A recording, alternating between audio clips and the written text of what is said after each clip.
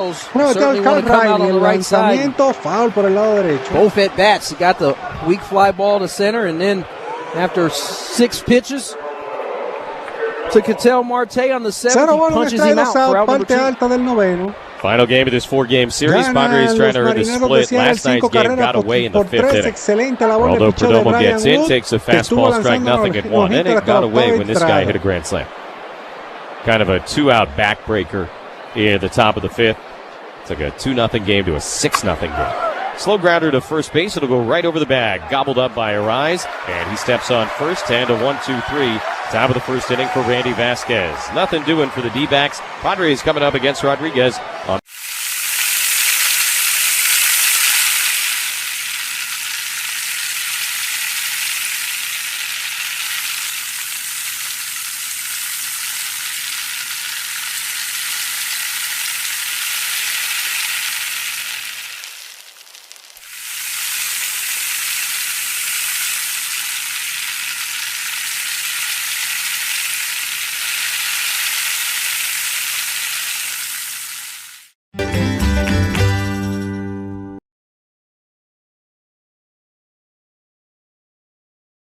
Visit ncl.com. Call your travel advisor or call 1-888-NCL-CRUISE. Feel free to experience more at sea with Norwegian Cruise Line.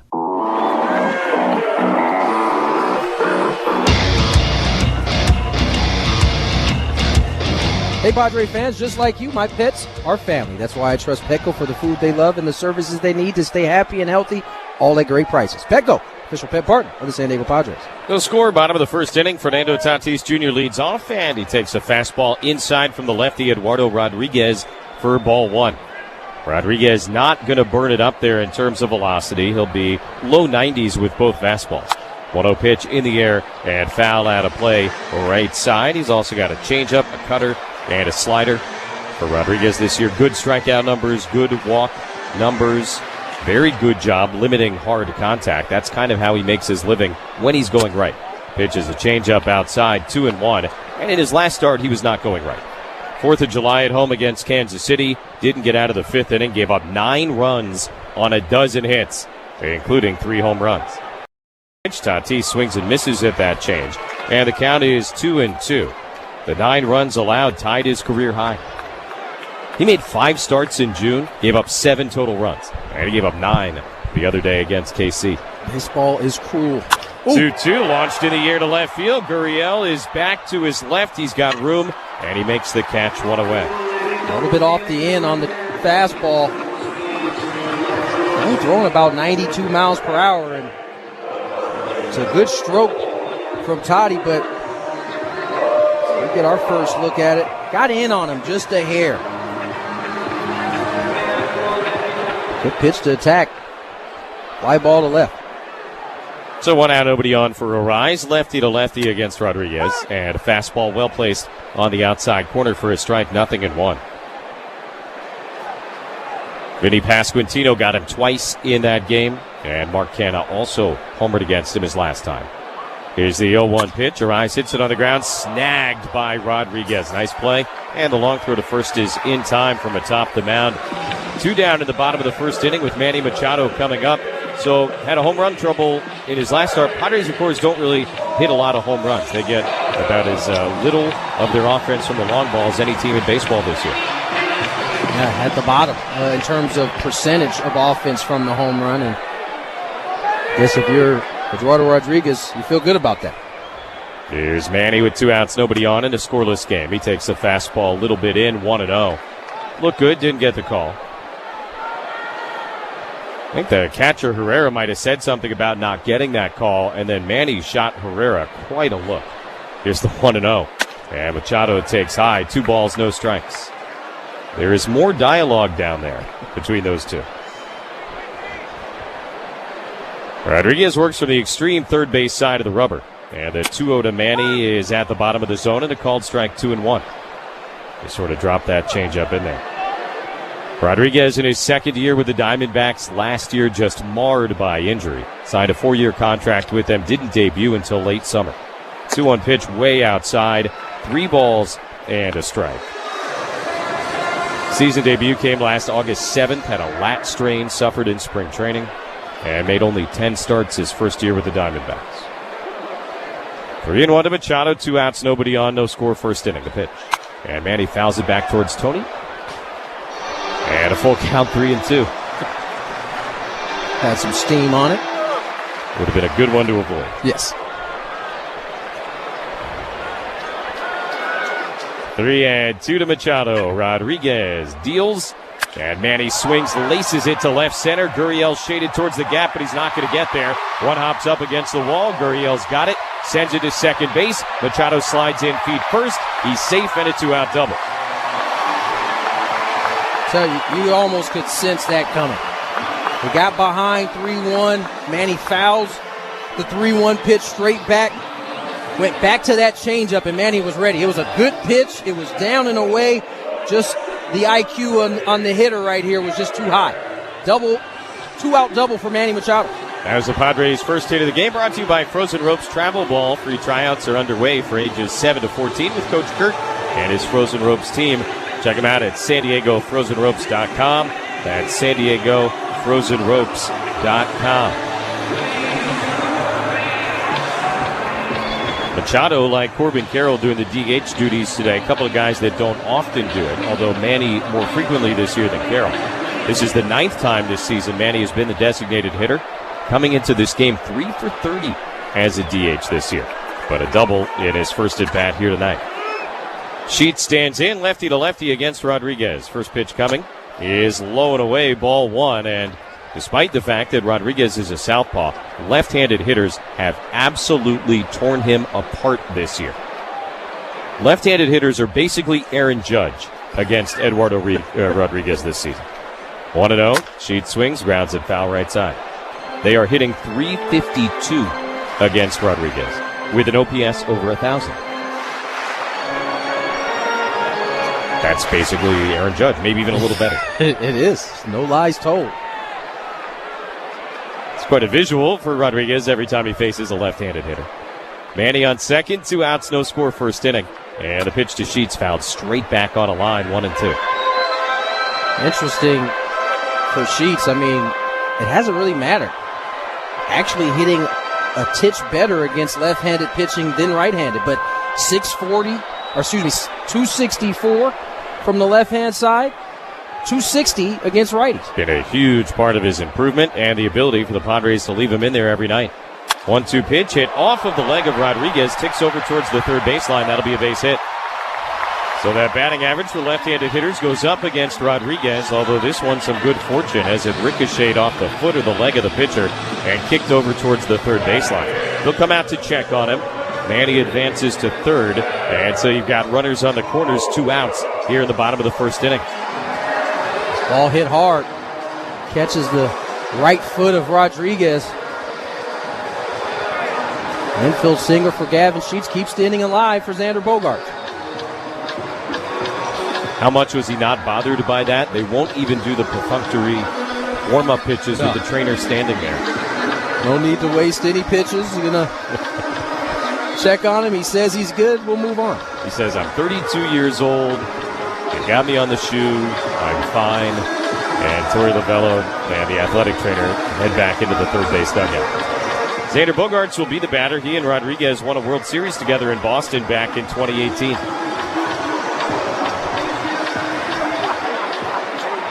Bogaerts has only faced him a couple of times, 1 out of 2 against him. Mentioned Rodriguez made a start against the Padres late last season against Vasquez in Phoenix. 2 on, 2 out, no score. And the pitch to Bogaerts lined into left field. Gurriel in a couple of steps, and he makes the catch about shoulder high to end the inning. No runs, 2 hits, and the Padres leave him on the corners. End of the second inning, no score.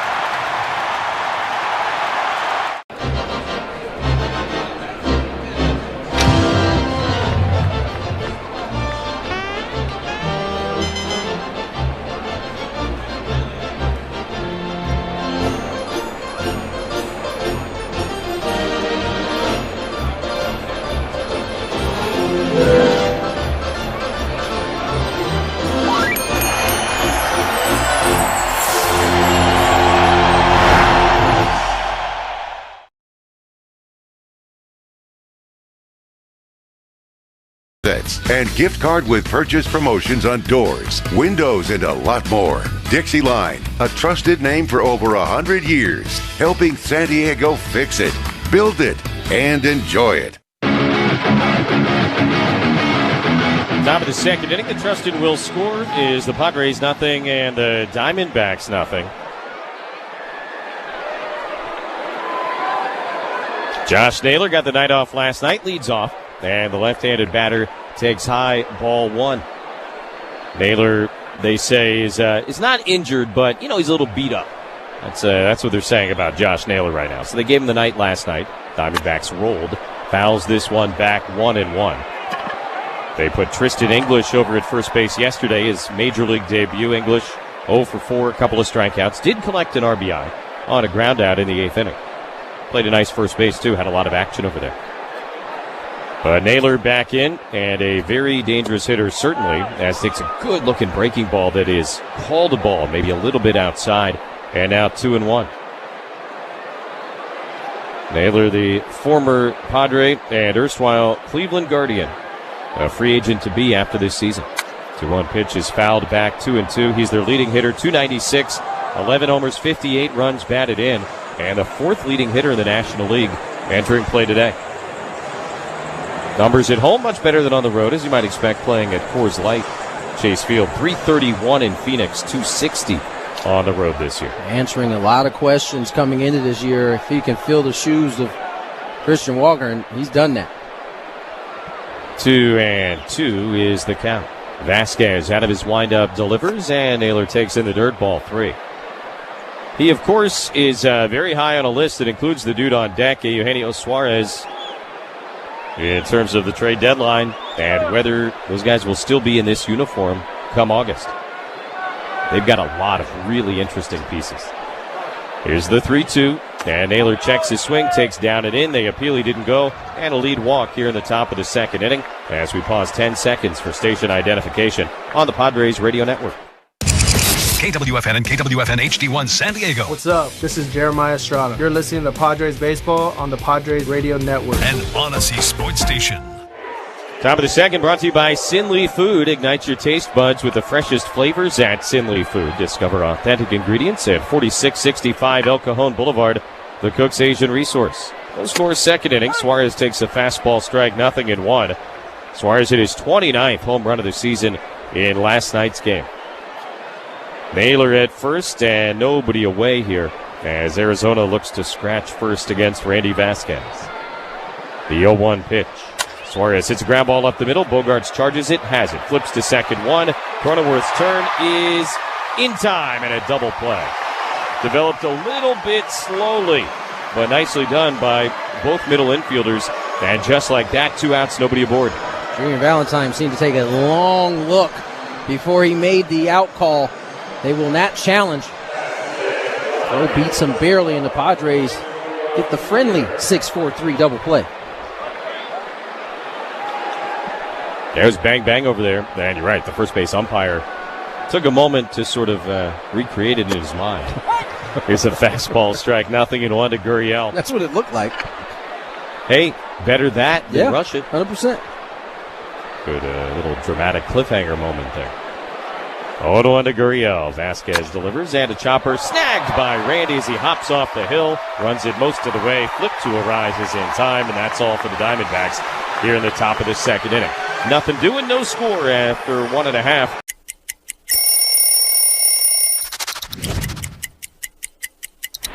I was in AAA, and right before the game, they said, no, you got to stop.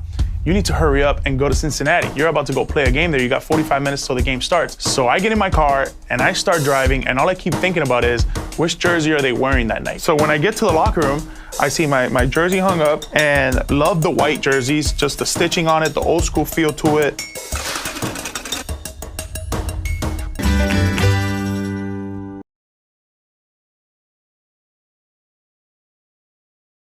Permanente because of how easy everything is. Everyone on your Kaiser Permanente care team can talk to each other and consult quickly and seamlessly. Visit kp.org/San Diego to learn more. Kaiser Permanente, for all that is you.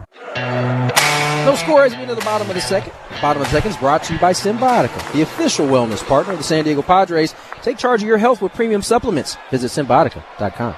Jackson Merrill leads it off against Rodriguez, lefty to lefty. And first pitch on the way. Jackson takes a fastball down and in, 1-0. Merrill obviously is in some kind of slump right now. Really the first one of his career. 0 for 11 in this series, but it goes well beyond that. 1-0 pitch. Jackson grounds it foul toward the Padre dugout on the right side. It's a 1 for 25 homestand. If you want to go back further, he is 3 for his last 36. Beyond that, 5 for his last 57. And every guy on that field can feel exactly what he's feeling as he lines it foul 1-2. Yeah, it's a tough place to be. I thought Bogey really said it perfectly the other day. A guy who's had his fair share of kind of slumps and has been able to pull himself out. 1-2. Merrill takes down and in. Talked about that loneliness that you can feel when you're going through it. And certainly all your teammates are pulling for you, but they can't get in the box for you, unfortunately. And it's just one of those things Jackson's going to have to walk through. 2-2 to Merrill. Rodriguez will work out of the windup and deal. And Jackson flinches, takes low, ball 3. This is a patient plate appearance he's turning in. I will say this. This may be a great matchup for him, even though it's lefty on lefty, because I'm not sure that Eduardo Rodriguez really pitches at the top of the zone much, which is what has put Jackson in this slump. 3-2. Here's the payoff, and Merrill swings and misses at a changeup, strike 3. First K of the day for Rodriguez, 1 out in the bottom of the second inning. Stat of the day brought to you by Culligan Water of San Diego, providing advanced water treatment solutions, including softeners, filters, and bottled water, ensuring cleaner, safer, and great-tasting water for homes and businesses since 1936. And it involves the offense that has been slumping. Pods lost 8-2 last night. Here's Jose Iglesias. 1 out, nobody on. He takes downstairs, ball 1. And last night's game, the 21st time in the last 50 games. So nearly half of their last 50 games, they failed to score 3 runs or more. Pitch low, 2-0. If I would have told you in spring training, Padres are going to have a 50-game stretch, or told you in April, Padres are going to have a 50-game stretch, in which almost half the time they're not going to score more than 2 runs, you would have said there's no chance. But that has been the reality of the last 2 months. 2-0 pitch, down the middle, and a strike to Iglesias. Certainly, if you told me in April, I would have laughed at you in your face. The interesting thing is they're playing about 500 baseballs during that time, which is crazy, scoring that little runs. Up and in, check swing, and now 3 balls and a strike to Iglesias. Rodriguez wants an appeal. No one is giving it to him. Iglesias gave him the safe sign, though. And in the defense of Ryan Blakeney, he didn't see it. He was chasing the baseball that got away, so they never appealed. Iglesias was the only one that saw it, and he took care of it himself. 3-1 fastball for a strike. That fills the count. Jose, obviously, a detached observer. Right. Just a little. No score in the second. 1 out, nobody on. The 3-2. And Iglesias swings and misses at a fastball, strike 3. Back-to-back Ks for Rodriguez to begin the bottom of the second inning. That'll bring up the number 8 hitter, Jake Cronenworth. So you make a great point. They have really just had a terrible time offensively. 50 games again. It's almost 2 months now, and but still managing to kind of keep the whole thing afloat. I think that's the perfect description, keeping it afloat. First pitch on the way to Cronenworth, and Jake takes a fastball strike. In last year's ball club, and I hate to compare the two, but they kind of were the same way, and it wasn't until the offense took that step that they kind of took off from there. 0-1. Cronenworth takes low. In any other scenario, you're scoring less than 3 runs a game. You're losing a lot of those. Padres have been very fortunate to win the amount of games they have despite the offense struggling. Great bullpen work, a big part of that, winning all those tight, low-scoring games. Swing and a miss, 1-2 to Cronenworth. But, I think ultimately it's probably not sustainable for the rest of the season. But I think also most people around the team don't expect it to continue. No doubt. They expect the offense to be better. Remember last year, it was the second game after the All-Star break in Cleveland. The bats came alive, and then they were alive really the rest of the way until the middle of Game 3 of the division series. Here's the 1-2. And Cronenworth able to fight it off and foul it back. I'll say this, the difference, though, is that even though they were up and down in the first half of last year, you could see them setting the habits that would eventually turn into the consistency that we saw. It hasn't quite been that way. They got out the gate with those habits, but have kind of regressed, I think, offensively from that standpoint. That's very fair. Hard hit liner up the middle into right center to base hit for Cronenworth. Third knock of the night for the Padres. They have all come with 2 outs. And a single here to get Maldonado to the dish in a scoreless game, bottom of the second inning. No, you're right. I mean, the peaks and valleys offensively this year have been extreme. Yeah. And that was not the case last season. It wasn't. It was kind of, they kind of were steady.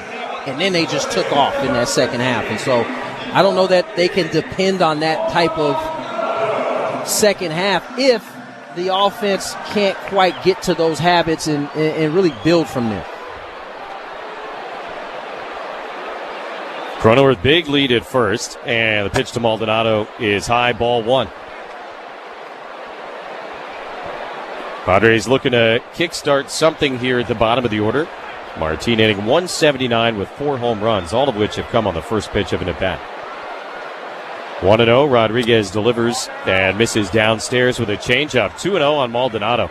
And Cronenworth has been very active over at first base, right in Rodriguez's face.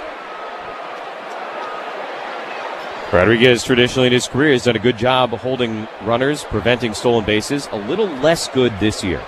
Here's the 2-0 and a swing and a miss. He hasn't been bad at it, but he hasn't been as dominant or as locked down in terms of controlling the running game here in 2025 as he has the last few years. Maldonado will use his timeout after a big wave and a miss at that changeup. Back to the box now on 2-1.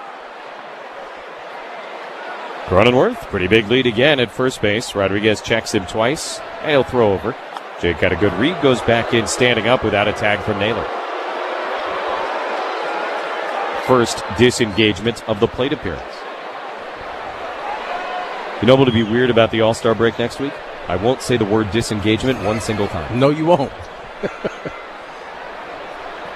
2-1. Maldonado takes a strike on the outside edge.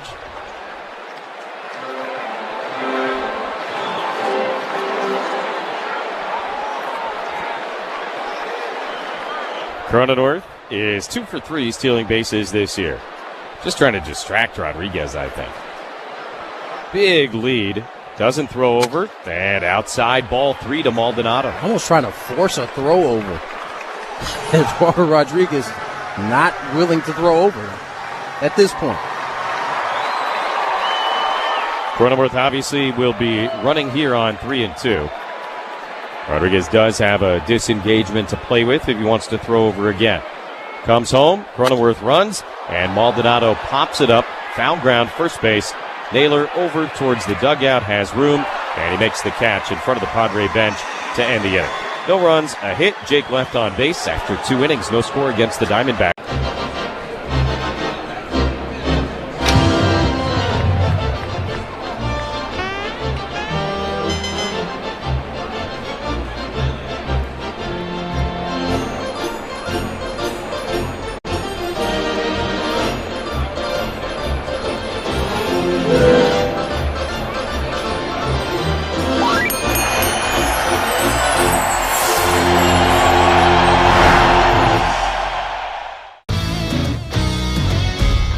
Taco. I'm gonna guess it's an opposite field, upper deck, maybe something like a home run to the opposite field. You got it. This is a good one. A hack.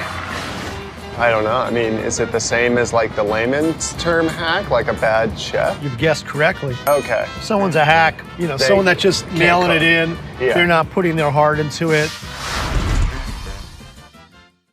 All right, I got a couple packs of 1986 Topps baseball cards. Let's open them up and see who's in here. I love the bubble gum. Oh my. Tom Seaver, but with a White Sox uniform on. The franchise for the Mets. I played with him in 1983, my rookie season. I was just in awe with these guys when I saw them in spring training and got a chance to play with them. Baseball cards of memories.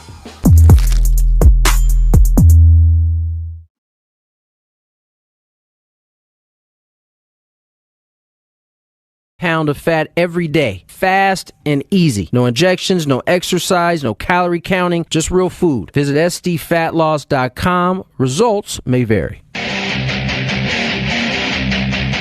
Every game this year, Jesse and I will be answering questions from you guys, our listeners. If you have a question for us, go to 97.3 The Fan, sd.com.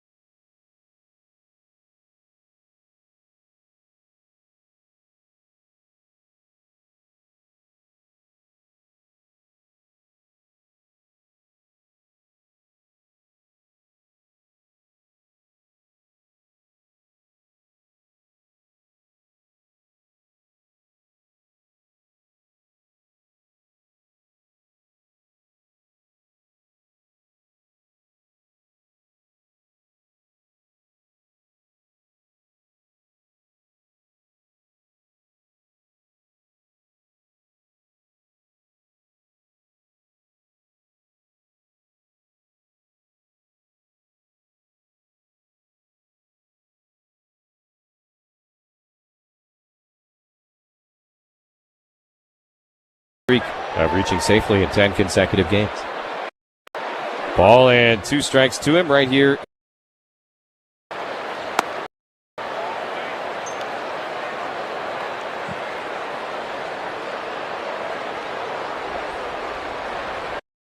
Used more of the sinker of the last 11 games. The percentage is up as opposed to the first 7. 2-2 lifted foul off to the left out of play, giving Chase, Sheets, and Iglesias, but well back amongst the spectators.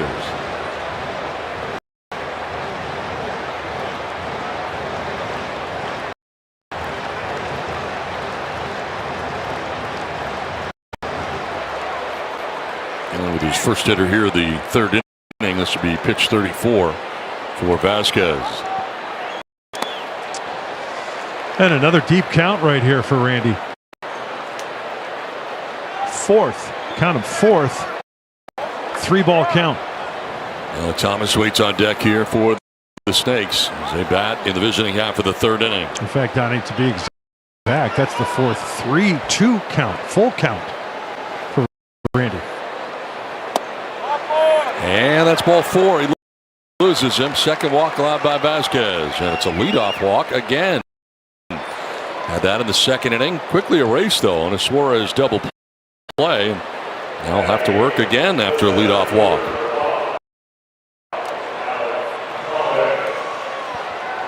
So most walks per 9. 6th in that category. One thing McCarthy does really well is steal bases and run. He's got good speed. Problem is getting aboard. He's aboard here in this inning. So Vasquez has induced 7 double play balls, 2nd most on the Padres staff. Trying to do that here, but a bunch showing by Alek Thomas.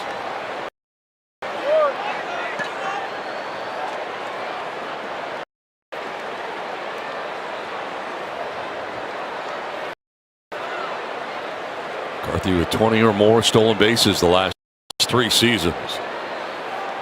And again, it's been more about getting on base. The bunt, and it's fouled back to the screen. Evens the count at 1-1. Well, Iglesias was in his grill. He gets a sharp bunt to him. He can go to second base because Sanders right there. He's beyond second base a little bit, just firing a little strike, a little game of catch to second base to try to get that lead runner in the event of a sharp bunt.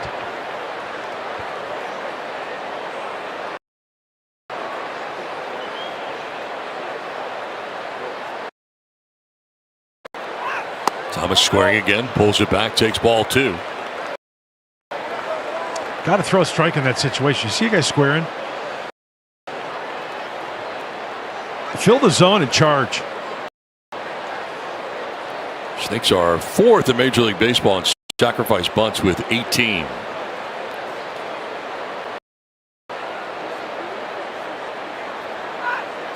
Pulls it back again. 3-1. It looked like he got squeezed on that one. It looked like it at the knees. But take a look. What, another 3-ball count?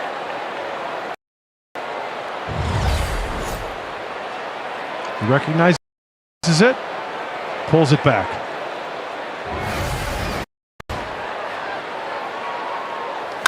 Line into right field. This could be trouble. McCarthy racing around the bases. Fernando runs it down in the corner. They will stop McCarthy at third. It's a double for Alec Thomas, and it's second and third with nobody out here in the Diamondbacks' third inning. So he goes from bunting, just trying to get that runner over, to doubling. And with the count in his favor, hitters count 3-1. Oh yeah, that's the cutter down and into the lefty, speeds up his bat.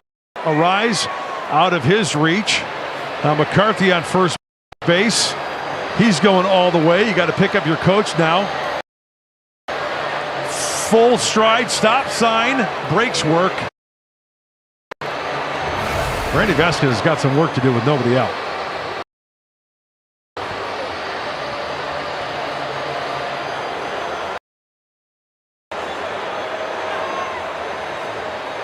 Second and third, nobody out. And you got Jose Herrera coming up from the 9 spot.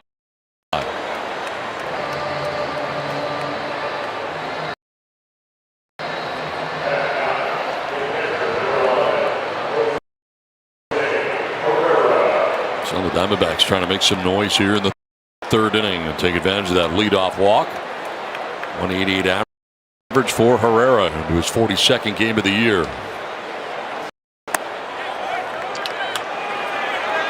Ball one.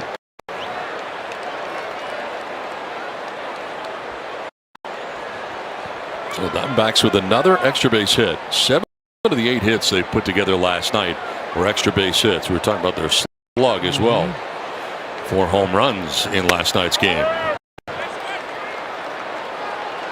They are 3rd in the National League in slug, 4th in Major League Baseball, so be careful.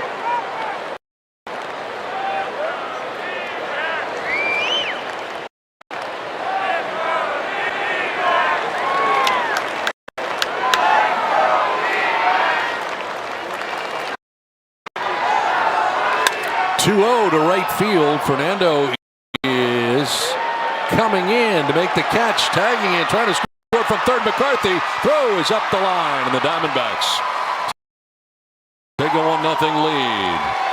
Moving over to third base was Alec Thomas, but now 1 out of the inning. The sac fly for Jose Herrera, and the Diamondbacks strike first.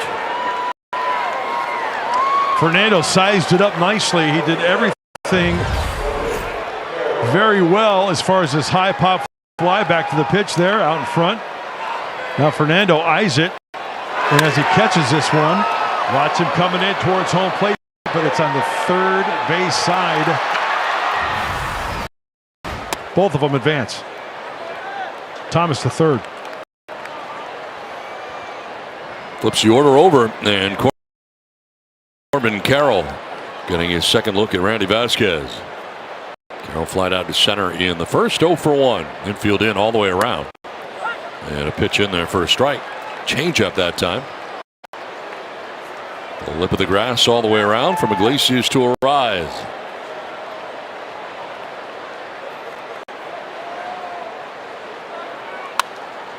Popped up foul. Backhand out of play.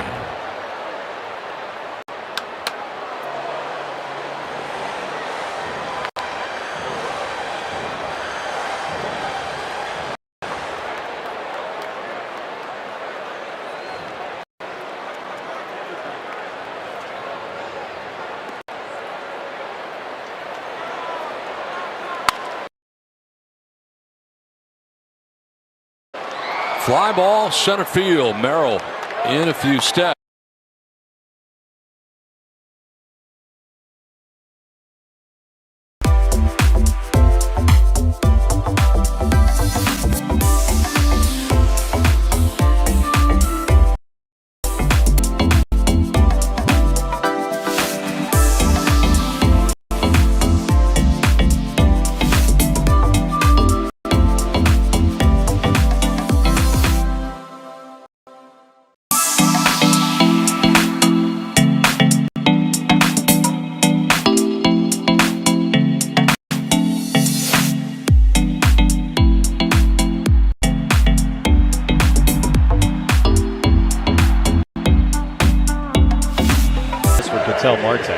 And one out here in the third. Certainly moved well to his right on that play. Had to go down deep in the hole, and this throw is pretty impressive. He got a lot on that. A great pickup on the backside by Naylor to take a hit away. Just incredible.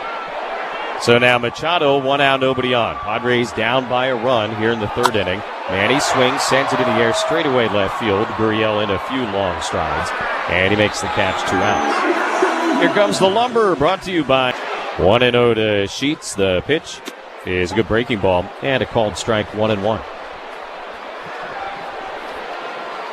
Gavin hit a home run in last night's game for the Padres. 437 feet out to right field. 1-1 pitch in the dirt. So a couple of not-so-cheapies the last couple of nights for the Padres. It has been noticeably warmer here the last few days as well. Those things may all be related. No doubt. 2-1. And Sheets swings, sends it in the air, foul up the left field line. Now 2-2. It seemed like for the first couple of months of the season, there were 2 or 3 occurrences a night of a guy hitting a ball that you thought was absolutely going to be a home run, and then it would fall shy of the warning track. Less so the last few days. 2-2, and Sheets swings, just gets a piece, fouls it back. Yeah, no doubt. I mean, we've noticed it really across the league, but we are getting into those hot months where typically we see the home run spike.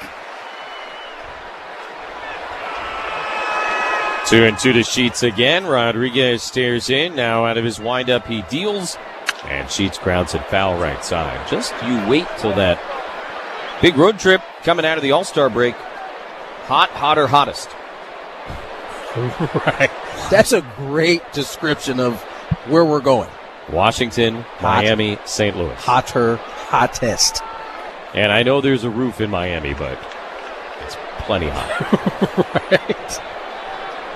2-2.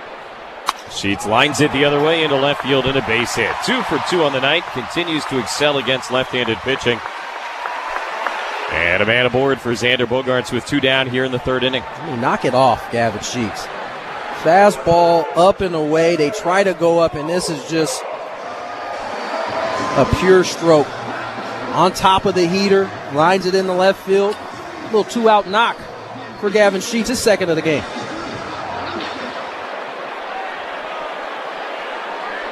4 of the 5 Padre hits tonight have come with 2 outs. So the tying run aboard for Bogaerts. First pitch coming, and Xander takes a changeup for a strike. 0-1. Bogey hit a bullet to end the first inning, his last at bat. Caught by Gurriel in left field. Sheets held on by Naylor. Pitch on the way, and Bogaerts takes low. 1-1.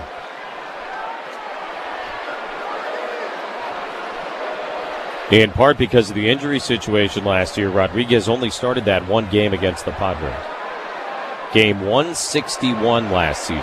Diamondbacks had to have it. Padres didn't need it. Here's the 1-1. It is on the outside corner and a strike, and he was outstanding. But unfortunately for the Snakes, so was Randy Vasquez. Yeah. And that game was scoreless into the 9th inning when the Padres exploded for 5 runs. And they all but eliminated Arizona from postseason contention that night. Not literally, but pretty much. 1-2, swing and a miss. And Rodriguez strikes out his former teammate. 3rd K of the night.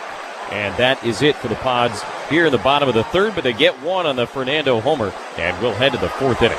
2-1 Arizona on the Padres Radio Network. Late night watches, duty days, hard-fought missions. When you're running on empty, there's no room for error.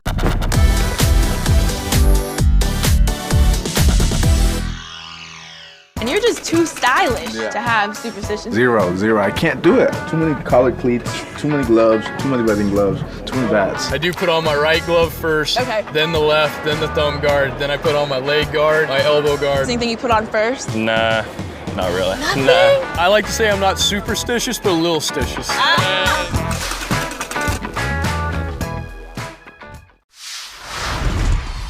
I'm gonna go check out Food Truck Row. So, what did you guys get today? Philly cheesesteaks. Both of you got the same thing. Are they that good? Oh, yeah. Got a hot dog and some fries. Just kind of basic ballpark. Chicken bacon sandwich. Philly cheesesteak. Okay. And some. Crinkle cut fries. Okay, where are you guys from? We're from Dallas. Dallas. That's what's fun about baseball. It brings different regions together, not just the ball and glove and bat, but what we're eating. Well, this is the World Series card. Everybody said, you know, what's it going to be to pitch against Sandy Koufax, who's a dominant pitcher? I said, I hope I don't embarrass myself. And I didn't. You know, pitched my first shutout ever. We won 6-0, and my parents were there. My mom was afraid of heights, so she was in the upper deck. She had to come down and trade seats with somebody so that she could actually watch her 20-year-old son pitch a shutout in the World Series.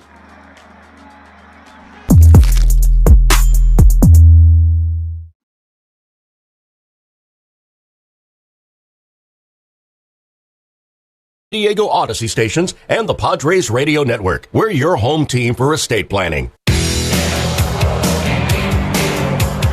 Top of the fourth inning, the Trust and Will scores the Diamondbacks 2 and the Padres 1.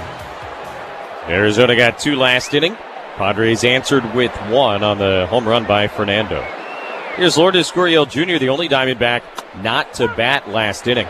And he takes a fastball, strike nothing and 1. Vasquez needed 33 pitches to get 3 outs in the third. There were 2 outs and nobody on with a couple of runs in. Then he loaded the bases, but got out of it. Here's the 0-1. Gurriel on the ground up the middle. Bogarts to his left collects it. And Xander's throw to first is just in time. 1 away. Top of the fourth brought to you by Genesis Home Improvement, San Diego's trusted painting, roofing, and window company. Off the end of the bat, a little weak grounder to Xander, and just like that, 1 out here in the fourth. Quick inning would certainly be nice for Vasquez with the long inning last time. Rodriguez, meanwhile, has had 3 long innings, pitch count-wise. First pitch strike to McCarthy, nothing and 1. And I bring that up because we've been telling you all week here about how bad the Arizona bullpen is, but we haven't seen a ton of it. Swing and a miss, strike 2. And if you can get Rodriguez out of there even just 1 inning earlier, that puts quite a burden on some guys who have really struggled this year. Remember, Fought went 8 last night. Kelly went 7 the night before. Gallen went 6 on Monday. That's how long the series is. I only went back 2 games and totally forgot about the first one. 0-2 pitch is popped up, shallow left field. Bogarts is back. Sheets is in. Bogarts will make the call and the catch, 2 down. Told you these 4-game series messed with your mind. Immediately just went to a 3-game series and completely forgot about Zach Gallen.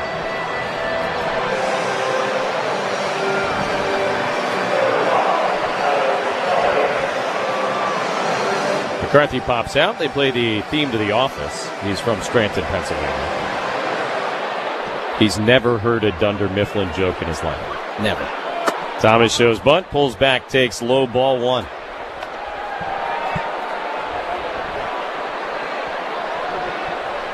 Base is empty, 2 outs, top of the fourth inning, 2-1 Arizona.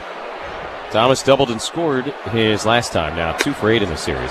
And a fastball strike, 1-1. They keep showing Ryan Blakeney behind the plate. I'm positive they're talking about his Jim Wolf cut sleeves. Fastball strike 1 and 2. The custom tailored umpire jersey. It's kind of like the football uniforms. You know, you got the guys who have the custom cut, show off the biceps. Sure. I think that's what Ryan's working with here behind home plate tonight. He is so built he doesn't even wear a chest protector when he's behind home plate. 1-2 to Alec Thomas. Vasquez trying for a 1-2-3 inning, and a ball sprayed foul the other way. Still 1-2. Alec Thomas, of course, is the football player. Great high school running back in Chicago. Signed out of high school, was going to get the opportunity to play football and baseball at TCU if he didn't sign. Pitch outside, 2-2. Incredible athlete. And coming into his own defensively as a center fielder.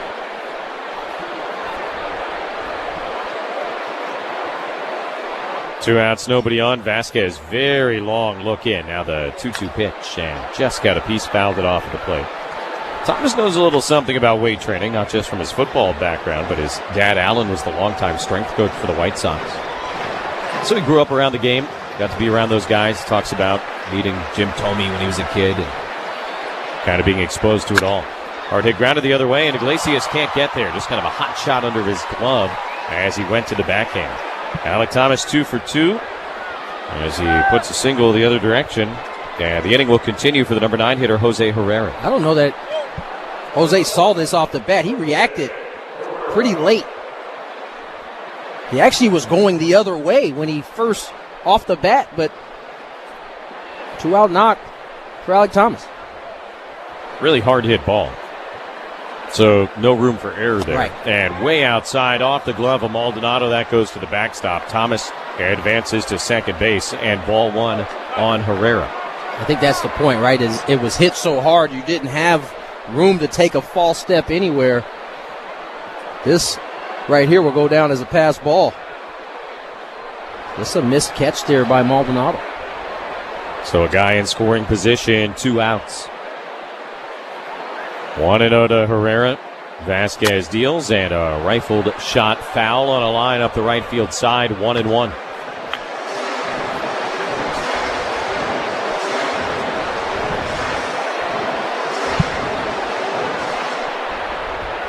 In what is a close game, we'll see if that passed ball comes back to haunt the Padres.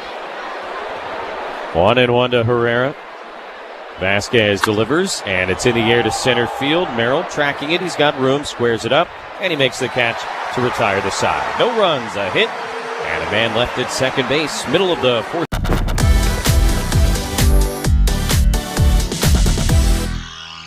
If you were to find a jersey, or if you swap a jersey, one of the players on the National League, who would it be? Who would you pick? Okay, so I got an Ohtani jersey last year, so Nice. I'm gonna probably say Harper. Maybe Judge. He's one of the greatest to play the game in the last 5, 6, 7 years, so it'd be cool to have his jersey. Ellie's been fun to watch. yeah. Ellie'd be a cool one. I mean, his jersey would probably be too big for me. It'd probably go down to my knees.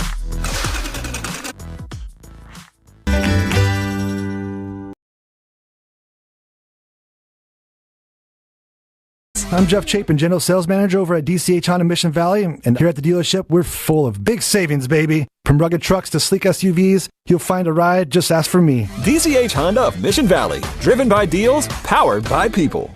2-1 ball game as we enter the bottom of the fourth. The bottom of the fourth is brought to you by EcoWater SoCal, keeping it soft and celebrating 100 years of water perfection. Visit EcoWaterSoCal.com. Your water should be perfect.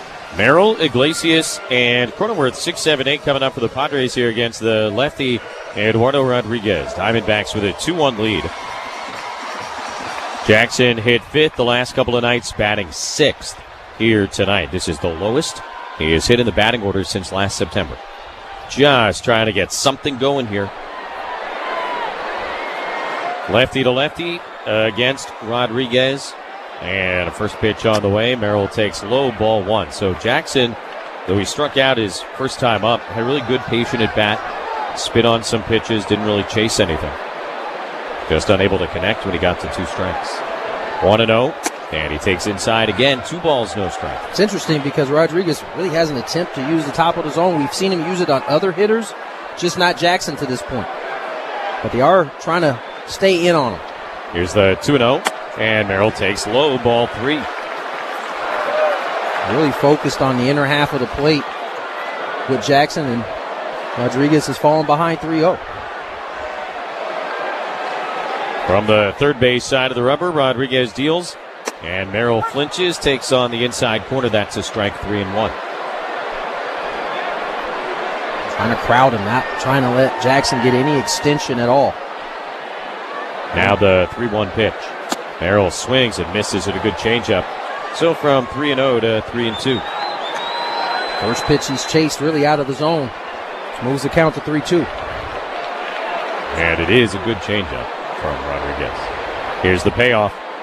And Jackson takes inside, ball 4. First walk of the night issued by Rodriguez. And Jackson Merrill is aboard, representing the potential tying run to lead off in the bottom of the 4th inning. You can see his frustration even in the walk. I'm guessing the frustration goes from swinging at the previous pitch to move it to 3-2, but nonetheless able to lay off the 3-2 pitch to draw the walk. When he made that home run robbing catch the other night, he talked about, really just wanting to help win a game any way possible. He can do that with his legs, too. Here's Iglesias. He takes a strike. And we'll see if Jackson, in a one-run game here, perhaps tries to put himself in scoring position. That's a great point. We were talking about Xander Bogaerts kind of talking about what it's like to go through a slump. That is probably the number one feeling you have, is that you're letting your team down, that you're not doing anything to help. Iglesias breaks his bat, flares it into left field. That's down to the base hit. Merrill going to try and go first to third. Gurriel will not make a throw. Right in his face. And Jackson does use his wheels to advance an extra 90. And now the Padres, down by 1, have runners on the corners and nobody out. We just finished talking about it. Other ways to help. Base running is one of them. Great read off the bat. No hesitation from Jackson Merrill. He goes first to third, and his read was so good, Gurriel didn't even pick his head up to look at third. Got it to second base. Padres cooking here in the fourth. Padres in this series 1 for 13 with a runner in scoring position. But this is about as good of an opportunity as you can get. First and third, nobody out. Cronenworth grounder to first. Naylor has it, drops it, picks it up, steps on first. Merrill will score, and the game is tied. RBI ground out, Jake Cronenworth here in the bottom of the fourth inning. And the Pods have Iglesias at second base representing the go-ahead run. It's a nice play by Naylor to knock it down. This ball could have been headed down that line for extra bases, but Naylor knocks it down. Not able to didn't have a play at home or second, so he steps on the bag, gets the force. Padres tie this game up at 2. Got what they needed, now looking for some more. Maldonado, the batter, with Iglesias at second, 1 away. First pitch coming. Martin takes, and a slider on the outside edge, 0-1.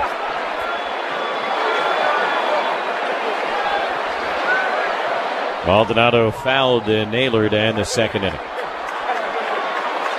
Tatis on deck, hit a home run last inning. Here's the 0-1. And a check swing and a ball up and in. They appeal, he didn't go. And the count is even at a ball and a strike. So the Padres have come back to tie the game 2-2 here in the fourth inning. 1 ball and 1 strike to count on Maldonado. A look back at Iglesias, now the pitch. And a late swing and a miss at a fastball, 1-2. Randall Tatis lurking on deck. Already has the solo shot in his last AB.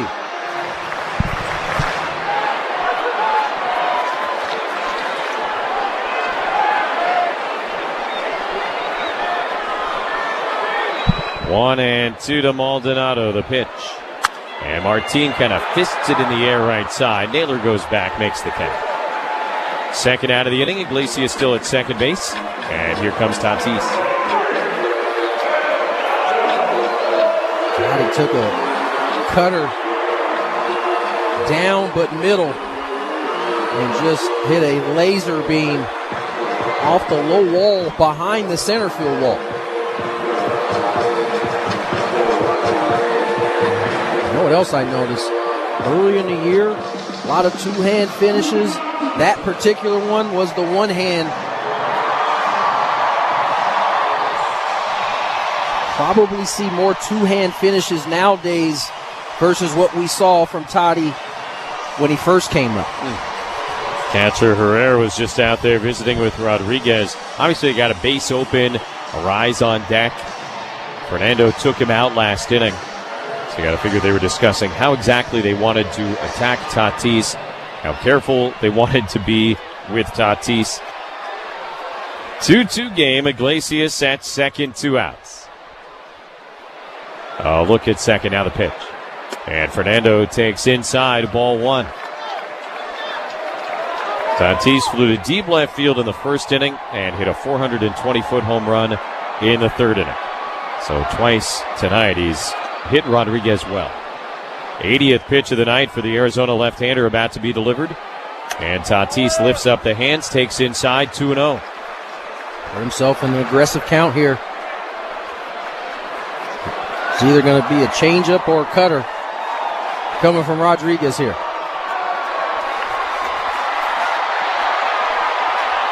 2 balls and no strikes the count. Here's the pitch on the way. And Fernando takes in the dirt, ball 3. And you wonder if he's going to see anything. He will not. They will intentionally walk him. And that puts a couple of guys on for Luis Ariz as we pause 10 seconds for station identification on the Padres Radio Network. KWFN and KWFN HD1 San Diego. Hi, this is Michael King. The Padres play here on San Diego's #1 station, 97.3 The Fan. An Odyssey Sports Station. With Tony Gwynn Jr. and our producer-engineer Dave Marcus, I'm Jesse Agler. 2 on, 2 out, 2-2 game, 4th inning. Luis Ariz stands in 0 for 2 on the night against lefty Eduardo Rodriguez. The first pitch of this at-bat is outside and low, ball 1. So interesting, the previous inning, the Padres walked the guy that had less holes to face the guy who had more. They go the opposite way here. Toddy swinging the bat better, probably a few more holes than Ariz, and this is the poison that the Diamondbacks have chosen. The left fielder, Gurriel, by the way, is about as shallow as you will ever see a left fielder in a big league game.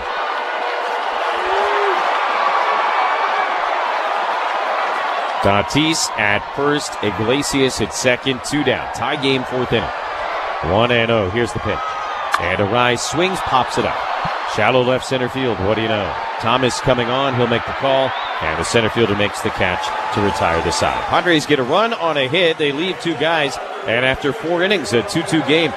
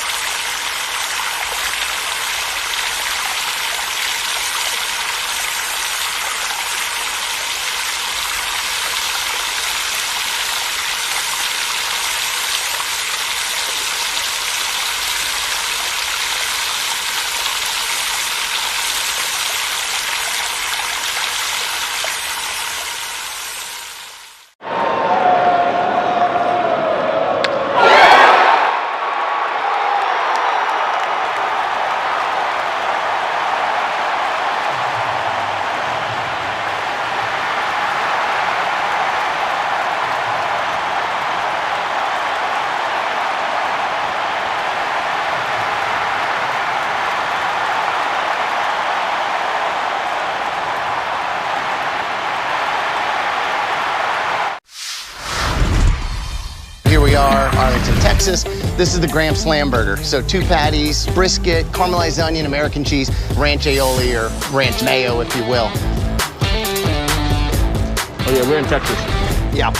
It's something that you definitely want to take a picture of and just put on the gram. I took a bite of it, but it still looks dope. It's a burger that looks great, but also delicious.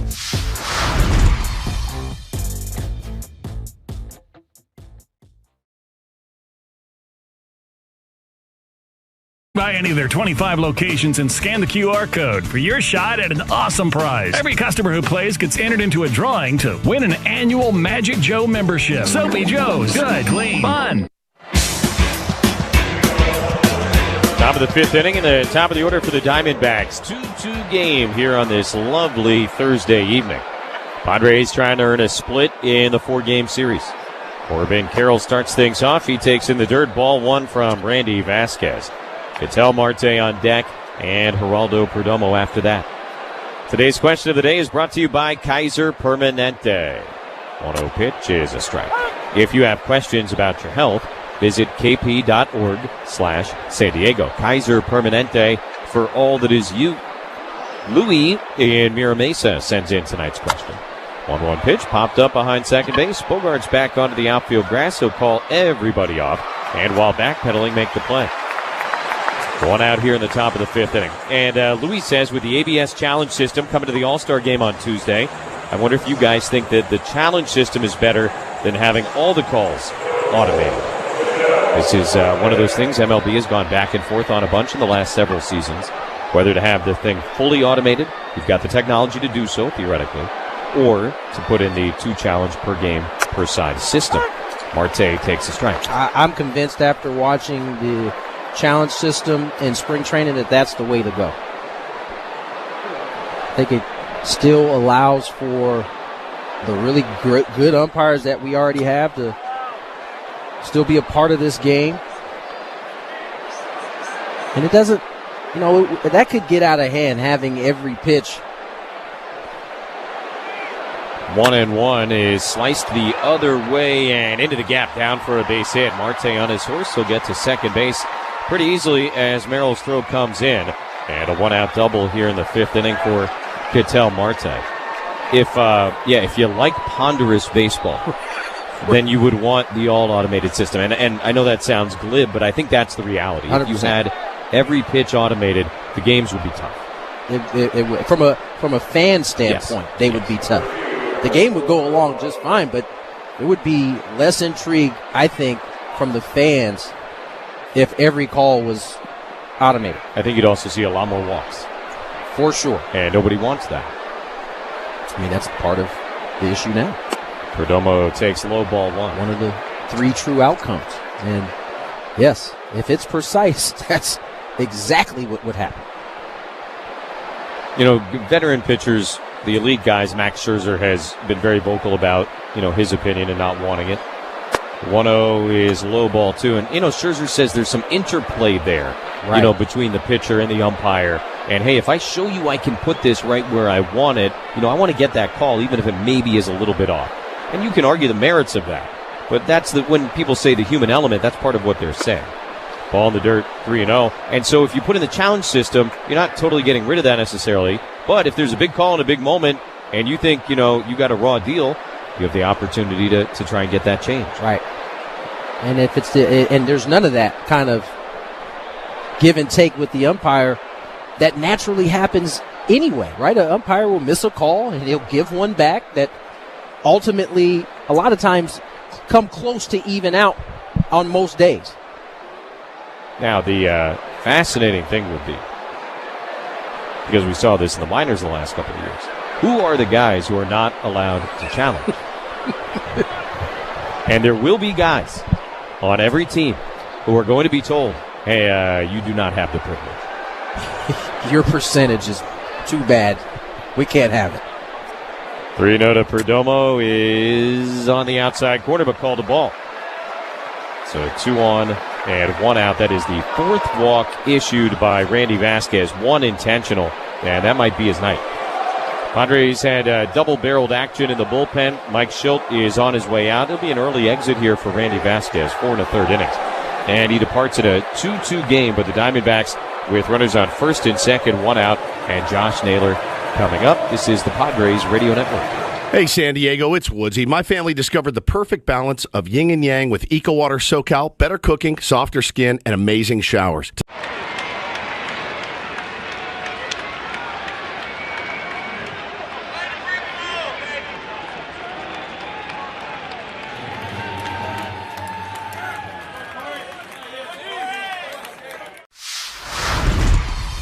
What is it that kind of got you hooked as a foodie, so to speak? My dad was really into food when I was a kid. He traveled for work and he would go to places all over Europe and stuff. He was in sales and I feel like he would come home and try and cook the things he ate overseas. And so as a kid, I was exposed to a lot of stuff that kids aren't usually exposed to. And so I credit my dad for that.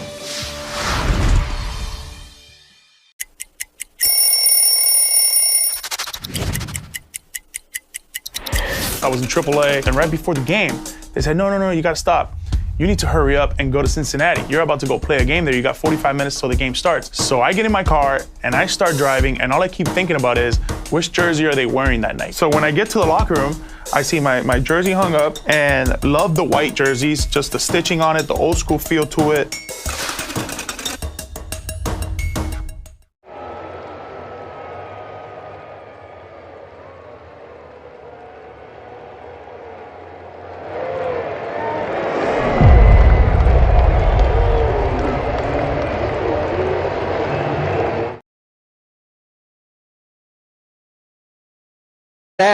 We're getting out of this jam. First and second for Josh Naylor. Not only aggressive to take the starter out, but aggressive to go to a guy like Morejon. Tells you a little something about the urgency with which Mike Schilt is managing here tonight. 2-2 game, 2 on and 1 out as Naylor comes to bat. He walked both times against Vasquez. Leading off in the second inning and then intentionally to load the bases in the third. It'll be lefty-lefty. Perdomo at first, Marte at second. Again, one out. And first pitch swinging and missing at a fastball, strike one. Naylor, as always, never gets cheated. Kind of spun himself around a little bit going after that 96-mile-an-hour heater. Adrian has just been absolutely brilliant this season. Naylor facing him for the first time in his career. 0-1 pitch is right down the middle, and a called strike, 0-2.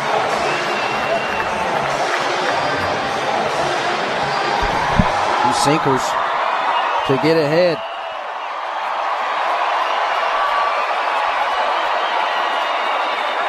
And now time called by Naylor right before Morejon's 0-2 pitch. Thanks to Louie and Mira Mesa for the question of the day, by the way. Remember to submit yours. You can go to 97.3thefan, SD.com/question. I look forward to seeing the ABS. It'll be funny in the All-Star game because every guy in the starting lineup is a big dog and is going to want to take full advantage. It's going to be done in the first. It could very well be done in the first. 0-2 to Naylor. Morejon kicks and fires and misses a little bit off the plate outside. The system, by the way, for those who don't know, we should explain it. It's an automatic strike zone, but not every pitch is called automatically. Each team gets 2 challenges, but if you win the challenge, you don't lose it. So you could theoretically challenge an infinite number of pitches if you keep getting your challenge right. Here's the 1-2, and Naylor grounds it foul. But the challenges can only come from the pitcher, the catcher, and the hitter. And they have to be immediate, not from the dugout, no signal, nothing like that. And what we learned during spring training is that most teams told their pitchers, you're not allowed. Catchers handle it on the defensive side, and the hitters obviously do their thing. Very wise by all the managers. 1-2. Naylor takes right at the bottom of the zone. Strike 3 call. Perfectly placed fastball at 99 miles an hour. And now 2 down here in the 5th inning as Morejon tries to strand a couple of inherited runners. Pitching change brought to you by Valvoline Instant Oil Change. Valvoline is your 15-minute instant drive-through oil change. Visit SoCalOilChange.com for directions and discounts. That's SoCalOilChange.com. So now Eugenio Suarez, 0 for 2. Came up with the bases loaded, 2 outs in the 3rd inning, and popped out to Bogarts. Morejon fires, and first pitch swinging, another pop-up, this time right side of the infield. A rise just to the left of the bag will make the two-handed catch, and the inning is over. Adrian Morejon continues his brilliant 2025. No runs, a hit, 2 guys left on.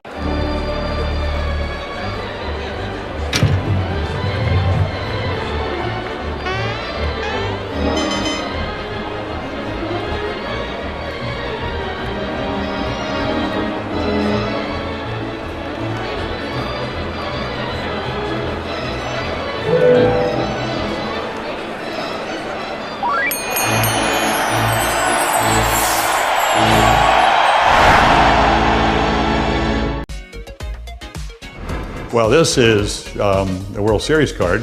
Everybody said, what's it going to be to pitch against Sandy Koufax, who's a dominant pitcher? I said, I hope I don't embarrass myself. And I didn't. Pitched my first shutout ever. We won 6-0, and my parents were there. My mom was afraid of heights, so she was in the upper deck. She had to come down and trade seats with somebody so she could actually watch her 20-year-old son pitch a shutout in the World Series.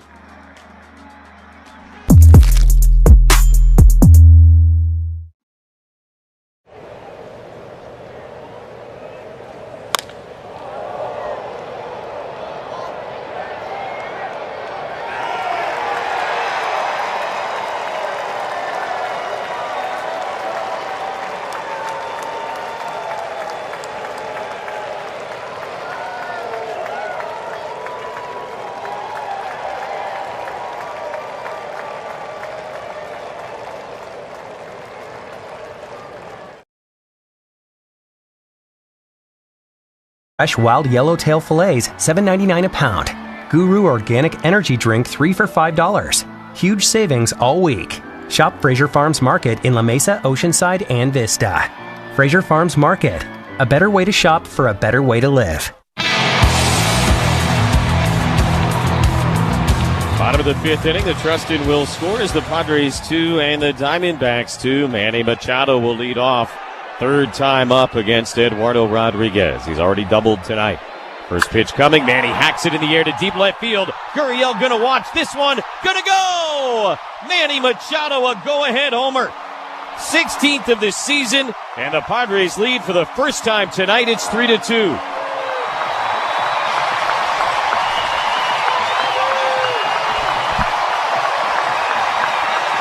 Second extra base hit of the night for Manny.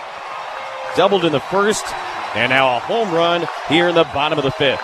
Consistency continues to be the name of the game for Manny. Got the fastball, middle. And much like Toddy's, this ball didn't have much air underneath it. A laser beam out to left, 110 off the bat. And the Padres have jumped ahead 3-2. Now Gavin Sheets, who's already singled twice tonight, and he takes low ball one. Here comes the lumber, brought to you by Dixie Line Lumber and Home Centers. Fix it, build it, enjoy it. Here's the 1-0, and Sheets takes a strike. Been fun to watch him, really, since game one of this season. We might look up at the end of the year and say this was Manny's best year as a Padre. Sheets lines one over Naylor into right field, third hit of the night. Going to take an aggressive turn around first base, but McCarthy gets to it quickly and sends it in. Single for Sheets after the home run from Machado, and the Padres back-to-back hits here against Rodriguez, who's already almost at 90 pitches. There is action in the Arizona bullpen, but again, Torey Lovullo desperately trying to stick with his starters as long as he can, but Juan Murillo is warming up. 3 knocks for Gavin Sheets off the lefty. Continues to excel in that spot. Every Padre Friday home game, like tomorrow, is a party in the park presented by Southwest Airlines. Start your weekend with $5 drink specials, live music, and more in fully renovated Gallagher Square from the time gates open until first pitch. Explore all Friday games at Padres.com/party. Catcher Herrera went out to stall a couple of moments, allow Murillo a couple of pitches, and now Torey Lovullo is out to make a pitching change. Padres have chased Rodriguez here in the fifth. They lead 3-2 on the Padres Radio Network. Tony Gwynn Jr. here. The baseball season is upon us, which means long days and restless nights. So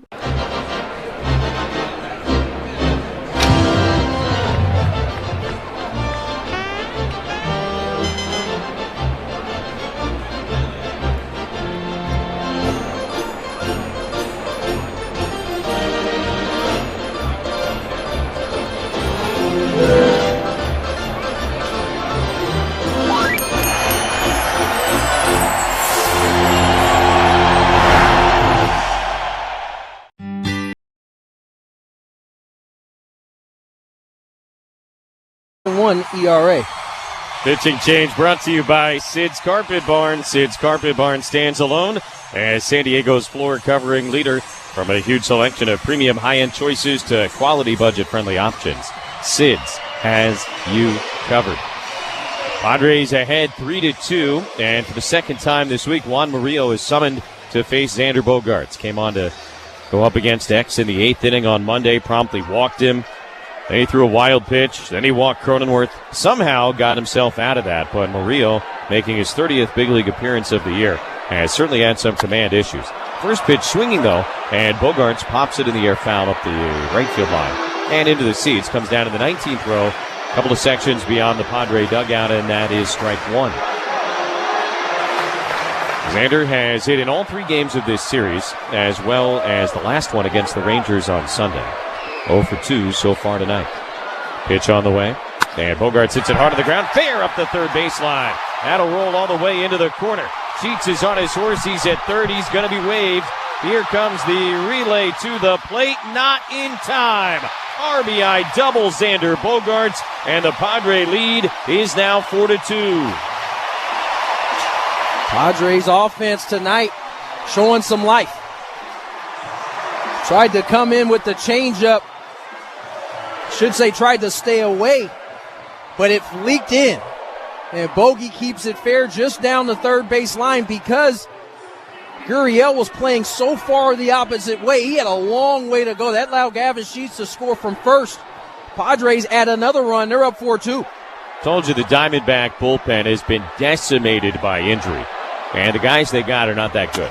Merrill swings and misses, strike one, an elevated heater. The problem is they got only one inning that they had to use a reliever on Tuesday. Only one inning they had to use a reliever in last night's game. It'll be a different story here tonight after the Padres got rid of Rodriguez in the 5th inning. Here's the 0-1.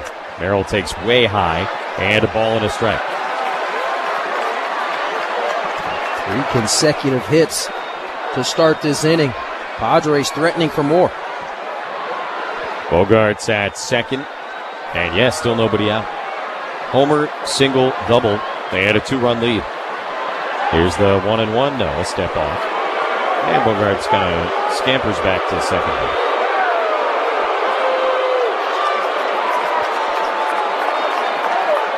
So the soft underbelly of the Arizona pitching staff going to be exposed here tonight. Hard hit liner, foul. Right side, 1-2 now on Merrill. Padres taking advantage already. And again, looking for much more. And again, looking for much more. And already up over that 3-run mark that we talked about earlier. Yeah, 4 has been the magic number this year. It has. Here's the 1-2. Merrill takes up and away 2 balls and 2 strikes. This season, when the Padres score 4 or more runs, they are 33-13. When they don't, they're 13-30 or 16-30. So, I mean, there you go. Here's the 2-2 now. Murillo will kick and fire, and Merrill fights it off and fouls it back. There's a Hunter up above the zone in, and he got to it. And I think he got to it the right way. Able to foul it off. Continue the AB. Padres have alternated wins and losses every day they have played this month. Trying to keep that pattern going, at least here tonight. 2-2. Merrill takes outside, ball 3. Diamondbacks, meanwhile, are remarkably consistent in being about a 500 team. They're 46-47. How about this? Arizona are exactly 500 in their last 2 games, their last 4 games, their last 6 games. 3-2 is high, ball 4. Merrill walks for the second time tonight. 2 on and nobody out with Jose Iglesias coming up. The Diamondbacks have evenly split their last 10 games, their last 20 games, their last 30 games, and even their last 40 games. They're 20 and 12. That's remarkable. That is the definition of 500. A team that is so talented offensively, but as we've mentioned, the bullpen specifically has been a bit of a problem. They've had some underperforming starters. That hasn't helped. Despite what you saw the last couple of nights. Trust me, they have. Here's Iglesias. They expect a bunt. He takes, and a fastball strike down the middle. Padres already with 4 extra base hits in this game. Looking to add more. Both Tatis and Machado have homered. Generally, if both of those guys do it, things are going well. 0-1 to Iglesias with 2 on and nobody out. Here's the pitch. And Jose steps back, takes a fastball way high, 1-1. Merrill's walked twice now. Iglesias has a single of his own. Cronenworth has a single. Those are all guys 6, 7, 8, bottom of the lineup. Certainly gives you an opportunity to turn it over to the guys at the top, and they've done some damage. Murillo's struggles continuing. Woodford is now throwing in the Arizona bullpen. 1-1. Iglesias fouls it back, strike 2. Jose 1 out of 2 tonight. He singled his last time up. That was all part of the run-scoring rally, if you will, against Rodriguez last inning. It led to the Padres tying the game at 2. They've gone ahead here in the 5th, and an opportunity for much more. Pitch to Iglesias, grounded to shortstop. Perdomo has it, flipped to second one. Marte's turn just in time to get Iglesias. So a double play, and now 2 outs with Bogarts at third base, and Jake Cronenworth coming up. Rio needed that in the worst way. The slider induces the ground ball, and we're able to turn the 6-4-3 double play. Bogarts moves up to third. There is a reason they call it a pitcher's best friend. Indeed. Cronenworth, a productive night already tonight. First pitch is underneath the hands, ball one. Jake singled in the second, had the RBI ground out last inning that tied the game.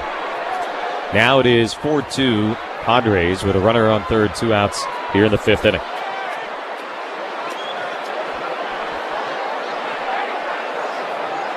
One-0, and Jake takes downstairs, 2 balls and no strikes.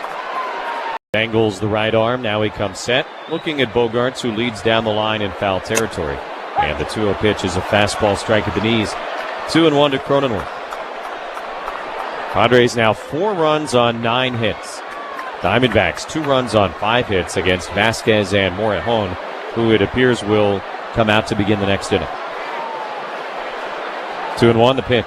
And Jake swings and misses. Went after a 99-mile-an-hour heater. Looks like he wanted to change his mind maybe 3/4 of the way through, but too late. Yeah, pitch was up above the zone, and I think, as Jesse said, by the time Crone realized it was too late, count moves to 2-2.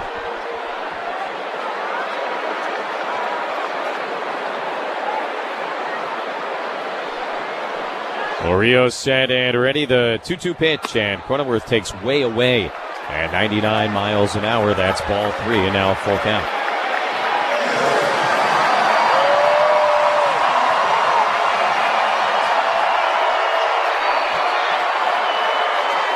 Murillo set and ready. Now the payoff pitch. Cronenworth takes, and on the inside corner, strike 3 called. Borderline pitch, and it went Murillo's way. Jake not happy, has some parting words for Blakeney, the home plate umpire, who does not want to hear it.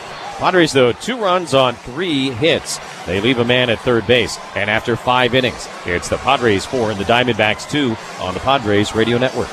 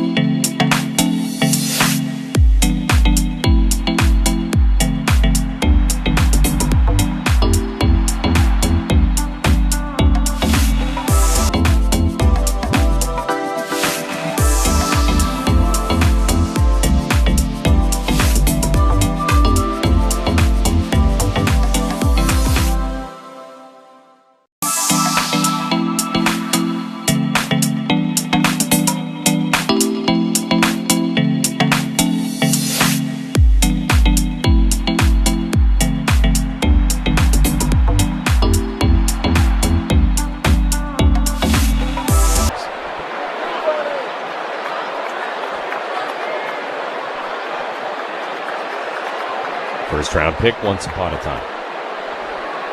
2-2 to Maldonado, who twice has popped out to Naylor. And he takes outside, ball 3.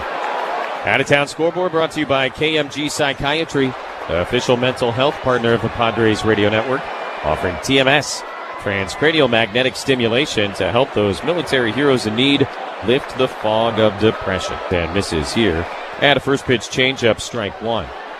After 7 innings at Yankee Stadium, the Yankees were not only trailing the Mariners 5-0, they were being no-hit by Brian Wu.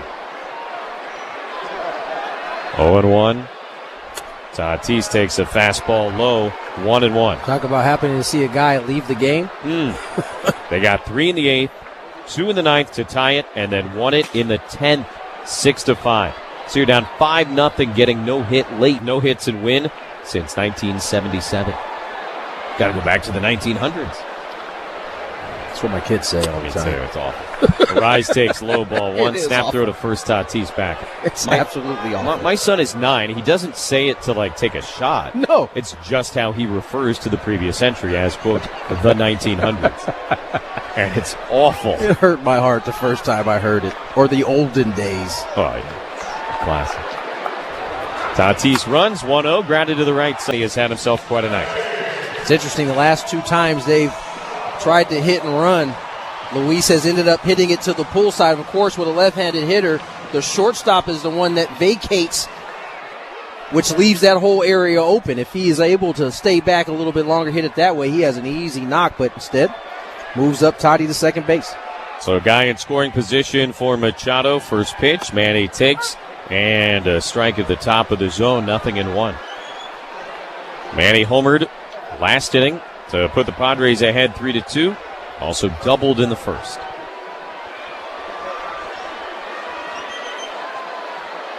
Looking for some insurance here in the bottom of the 6th. Here's the 0-1. Way outside. First base is open, sure, but you got another dangerous guy on deck, Gavin Sheets, and he's 3 for 3 tonight.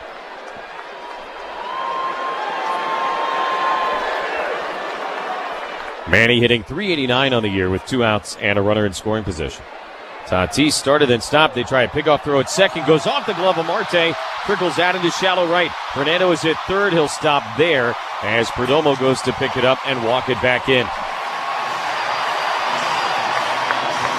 I don't know who they're going to give this error to. It could be to Marte, but it'll likely be on the pitcher. Marte very frustrated with himself. He spit his gum out and swatted it away with his glove. No, it's a ball he should have handled. It wasn't a perfect throw, but certainly a throw he should handle. And instead it moves Toddy up 90 feet. See if that matters with 2 outs. Any ball in the dirt, you better believe it'll matter. 1-1 to Machado. Here's the pitch. Manny swings, pops it up, foul ground first base. Naylor over towards the wall, has just enough room to reach up, make the catch, and end the inning. No runs, a hit, an error, and Tatis left at third base. We'll go to the 7th. Padres 4, Diamondbacks 2 on the Padres.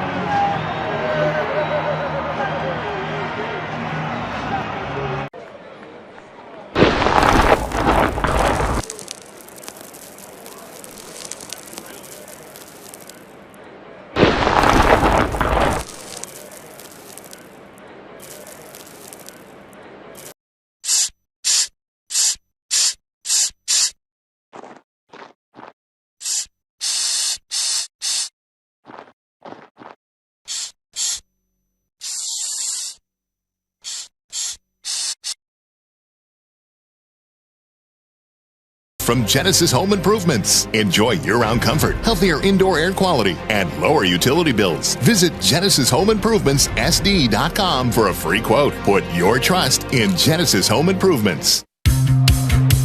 Top of the 7th is brought to you by Kaiser Permanente. For all that is you. Jason Adam on to face the top of the order for the Diamondbacks. Padres ahead 4-2.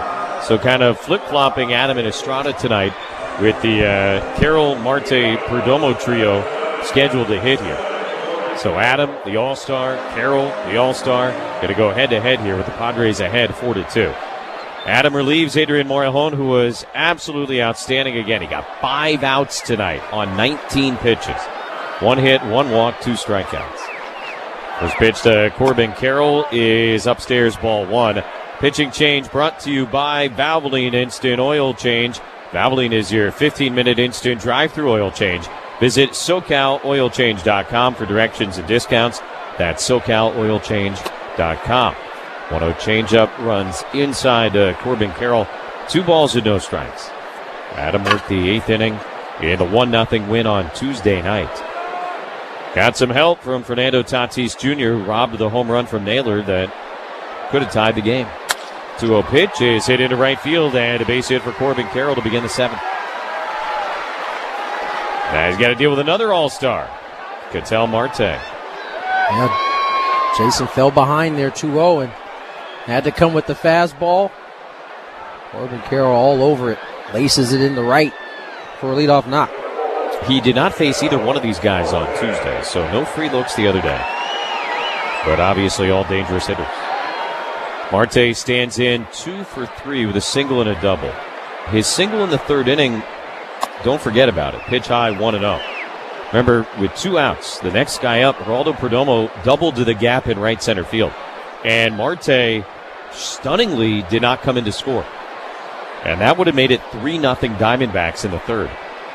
And instead, Randy Vasquez got out of that jam. Here's the 1-0. And Marte a check swing foul, 1-1. Now, we've talked about his leg issues and all the different things he's been dealing with. So if that's why he didn't score, then okay, that's fair play. But if he just didn't get a good read on it or wasn't running as hard as he could have, that could be huge. You don't need a read with 2 outs. You're just running on contact. And that's the only thing that makes me think it has to do. Runner goes, pitch is low, no throw from Martin Maldonado, and Corbin Carroll steals his 11th bag of the year. That was easy work for Corbin Carroll. Thought Maldonado did the right thing, just holding on to it. And that wasn't even really one of those kind of momentum leads that we see Corbin Carroll use. That was just a straight steal, the old-fashioned one. He is quite fast. Yes. Which helps. Marte batting left-handed. The 2-1 from Adam is waved at and missed. There's that great changeup. Count now moves to 2-2. Like what Jason Adam did there. He held, forced Corbin Carroll to stop his momentum. 2-2 to Marte, and he swings, pops it up right side of the infield. Cronenworth will call for it, just back onto the grass, and he makes a 2-handed catch for the first down of the inning. Top of the 7th, the Trustin will score. Padres 4 and the Diamondbacks 2. Arizona, though, has Geraldo Perdomo coming to the plate, representing the potential tying run. Hit the grand slam in the 5th inning last night.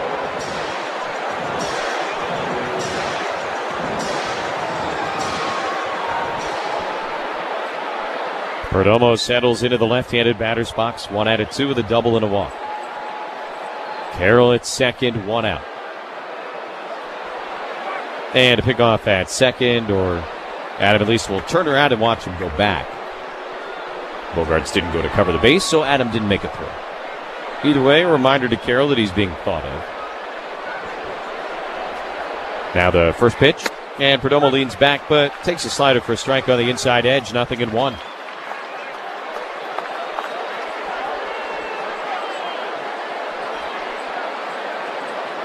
This game has looked and felt a lot more like most of the games between these teams the last couple years. 0-1 pitch right down the middle and a called strike. I think coming into this series, the Padres and Diamondbacks had evenly split the last 16 games they had played against one another. And both teams had averaged about 6 runs per game head-to-head. I know it's only 4-2 here in the 7th, but this is more that way than the last couple of games have been. All those games have been back and forth, too. Yeah. 0-2, and Perdomo hits it on the ground to first over the bag. Diving attempt to rise, couldn't get there. It's into right field. That'll get a run home as Carroll trots in. And up to second base with his second double of the night, Geraldo Perdomo. This is a 1-run game in the top of the 7th.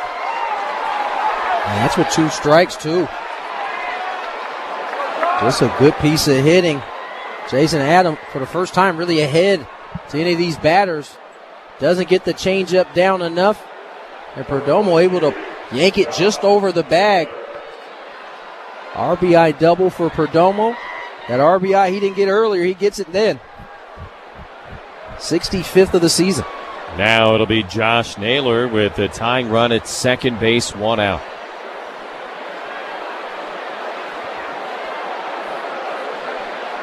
First pitch on the way, and Naylor takes up and away, ball 1. Remember, Tuesday night, Naylor against Adam in the 8th inning. Fernando robbed the home run and right.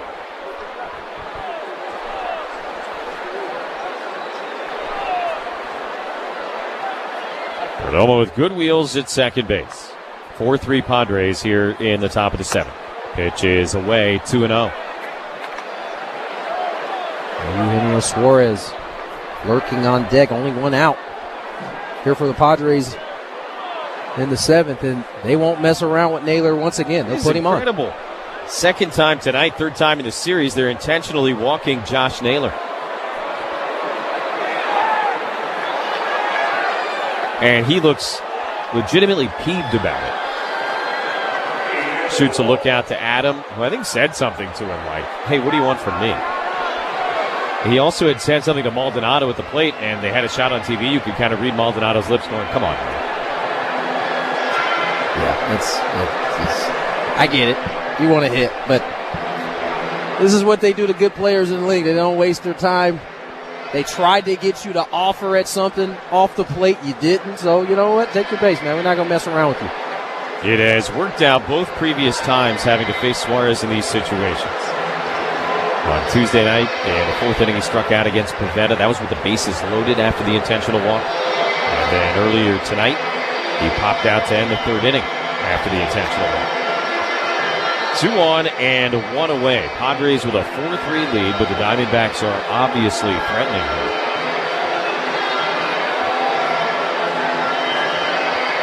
Suarez has grounded into 6 double plays so far this year. It's a healthy amount. Although Naylor with a dozen is far and away the team leader. Suarez 3 for 5 in his career against Jason Adam. That includes a base hit in the 8th inning on Tuesday night. 2 on and 1 out here in the top of the 7th inning. Adam ready, first pitch on the way, and Suarez swings, pops it up, foul out of play, strike 1. Maldonado and the infielders went out to visit with Adam and Ruben Niebla a moment ago. That was the last Padre mound visit. And it's only the 7th inning. Just keep that in mind. 0-1 the pitch. And Suarez swings, grounds it, foul at third base, 0-2.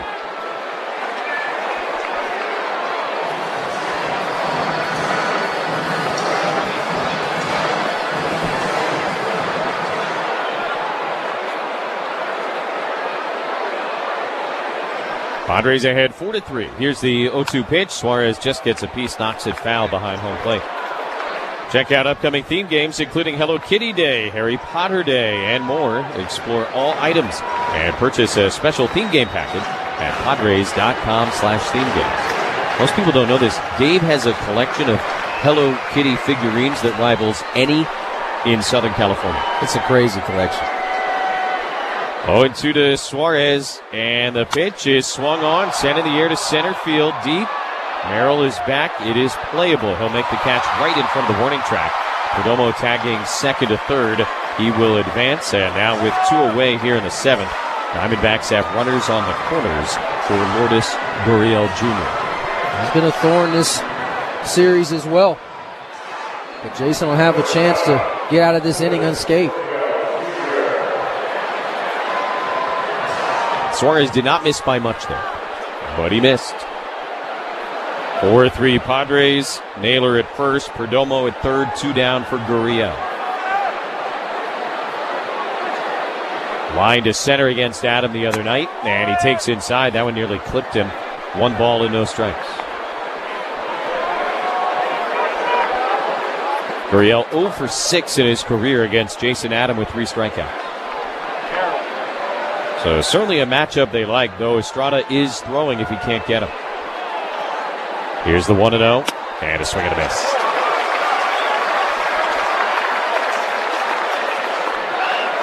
Gurriel tonight 0 for 3, flew out to deep left field his last time up. Sheets made a nice play on it.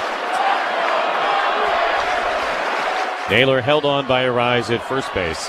Perdomo leading down the line at third. 1-1 to Gurriel. Here's the pitch from Adam. It is in the dirt, knocked down by Maldonado. And now 2-1.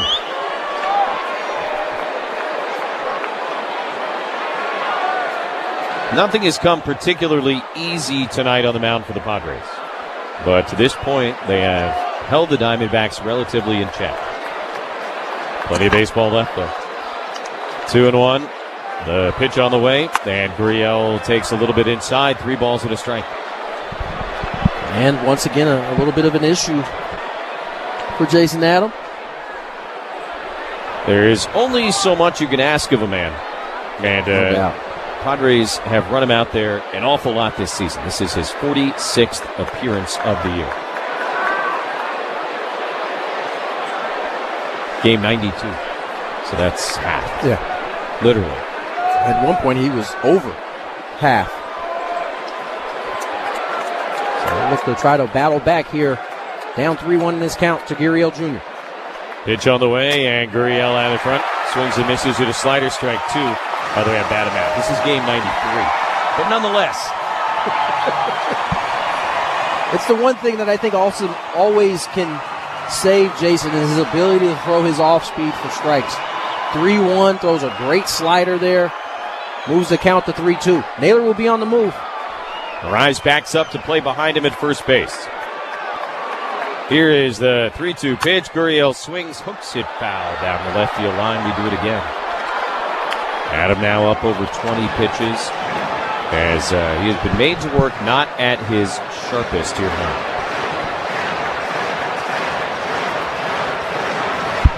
One job, though, and that is to keep this thing right where it's at. He's given up the 1 run and trying to limit the damage. 3-2 again to Gurriel. Naylor will take off from first base. And the pitch is grounded to third base. Iglesias backs up on it. He's got it. Long throw to first is perfect. And in time to end the inning. Diamondbacks get a run on 2 hits. They leave 2 guys on base. And we'll stretch it. Petco Park, now a 1-run game. Talk to me. This is called a Crawford dog. Hamburger bun. Yes. 2 split top Angus beef hot dogs griddled on the skillet, on the plancha. Amazing. And then we do a bacon onion jam with Crawford Bach beer. Pick it up like a burger. Pick it up like a burger and you just go in, man. Let's go to town. Dude. Oh, best hot dog I've ever had. Best hot dog I've ever had. I love this, man. This is how I grew up eating hot dogs.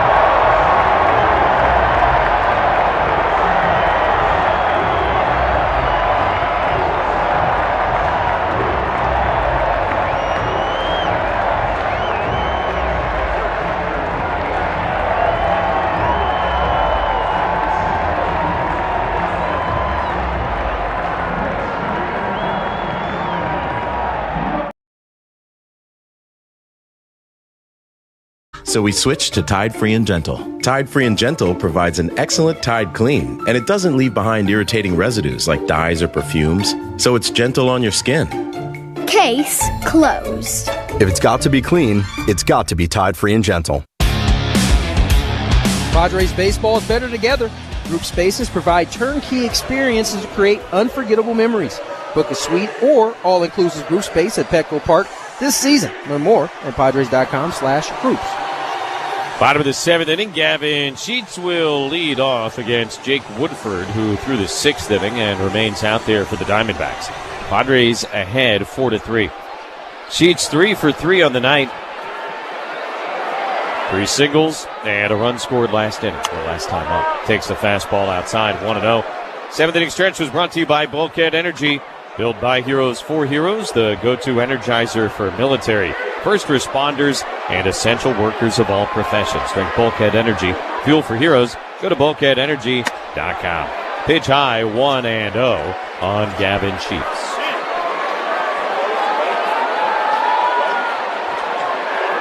Padres 4 runs on 10 hits. Arizona 3 runs on 8 hits and an error. 2-0. Sheets takes low. 3 balls, no strikes. Bogarts on deck, and Jackson Merrill to follow here in the 7th inning. Nobody throwing the Diamondback bullpen, so they are going to stick with Woodford for the foreseeable future. Here's the 3-0, and Sheets takes a fastball for a strike pretty much right down the middle.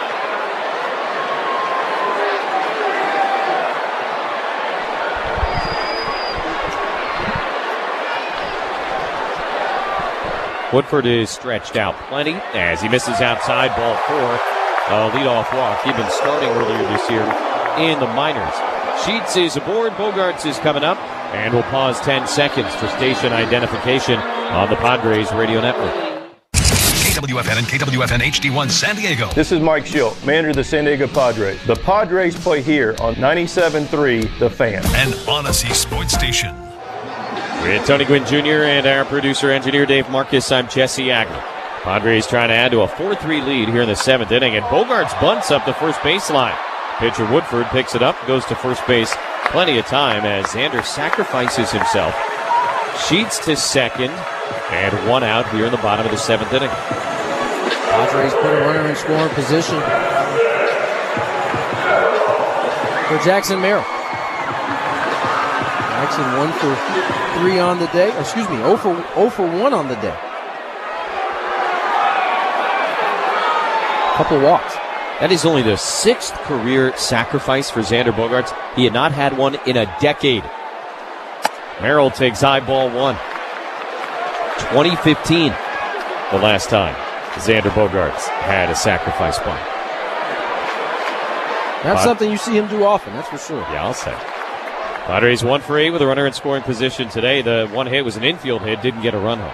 Pitch is outside, 2-0. That said, they have been able to do other things, namely slug, in order to get some runs home. The Padres with 10 hits already in this ball game. A chance for more. Jackson ahead 2-0. He's had a good eye all game. Woodford has thrown more balls than strikes, and the 2-0 to Merrill is fouled back.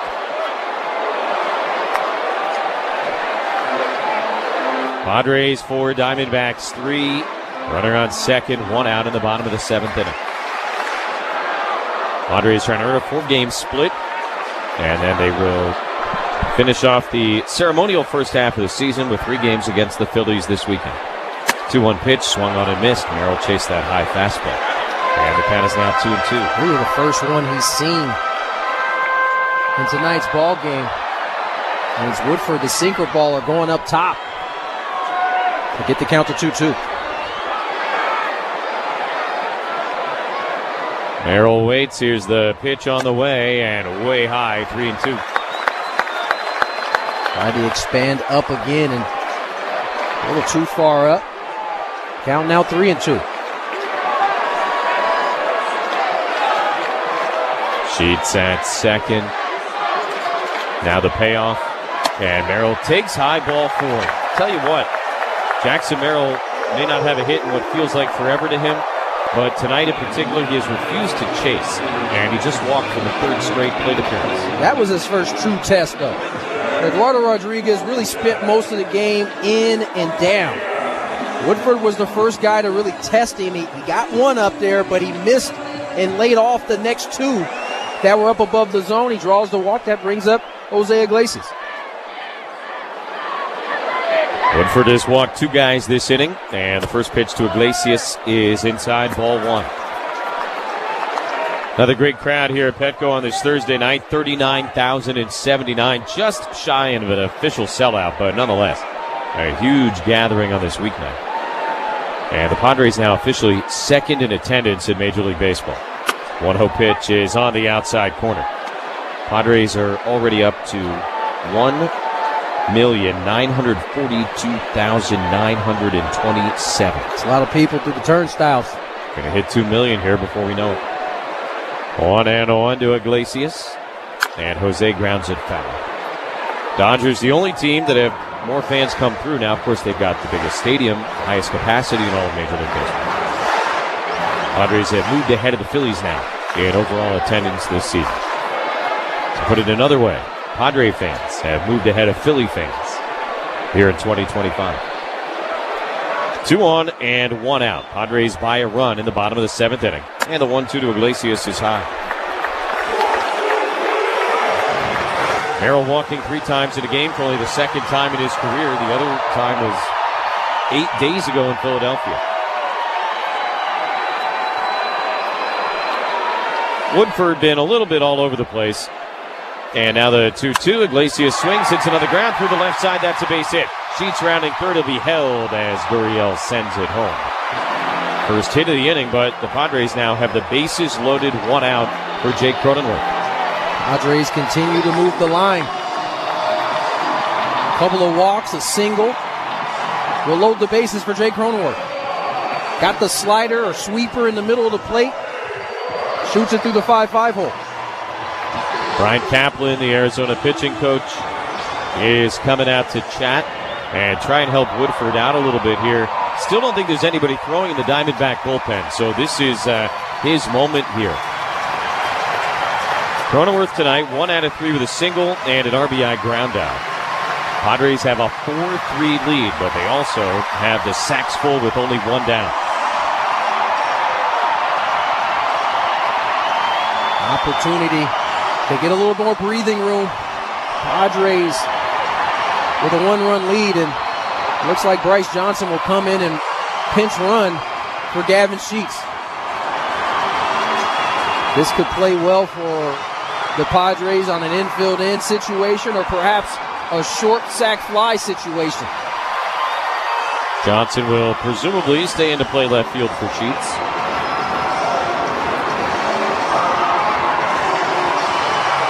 Iglesias at first, Merrill at second, Johnson at third for Cronenworth, who is 3 for 5 in his career against Jake Woodford. Padres trying to add to this 1-run lead in the bottom of the 7th inning. Diamondbacks have hit more grand slams this year than any team in baseball. Padres have yet to hit 1. Trying to change that perhaps as Cronenworth swings and misses at a first pitch changeup. Indeed he was. Changeup, middle. A little bit out in front. Count moves the 0-1. I get that a base hit gives you 2 here, but, first pitch. Absolutely. Take your shot. 0-1. And Cronenworth fouls it back, strike 2. First pitch, take your shot. You swung through it. You foul the second pitch off. Now we start to get into just battle mode. You need some outfield grass in order to get this run in. Runners lead at all 3 bases with 1 out here in the bottom of the 7th inning. 0-2 to Cronenworth. Woodford will come set, holds the ball in the glove right at his belly. Now the pitch. And Jake flinches, takes down and away. Nasty changeup, able to lay off. And the count goes to 1-2. Martin Maldonado is standing on deck. Obviously, the Padres have the opportunity to perhaps pinch hit for him if Cronenworth does not bring in a run or 2 or 3 or 4. Pitch is swung on and missed, strike 3. So Cronenworth strikes out with the bases loaded. And now 2 outs, and indeed Trenton Brooks will pop out of the dugout and hit for Maldonado. One of those situations, just got outside yourself, got a good pitch to hit on the changeup. Fastball up that looked like it was in the zone, laid off the changeup, and then a 1-2 changeup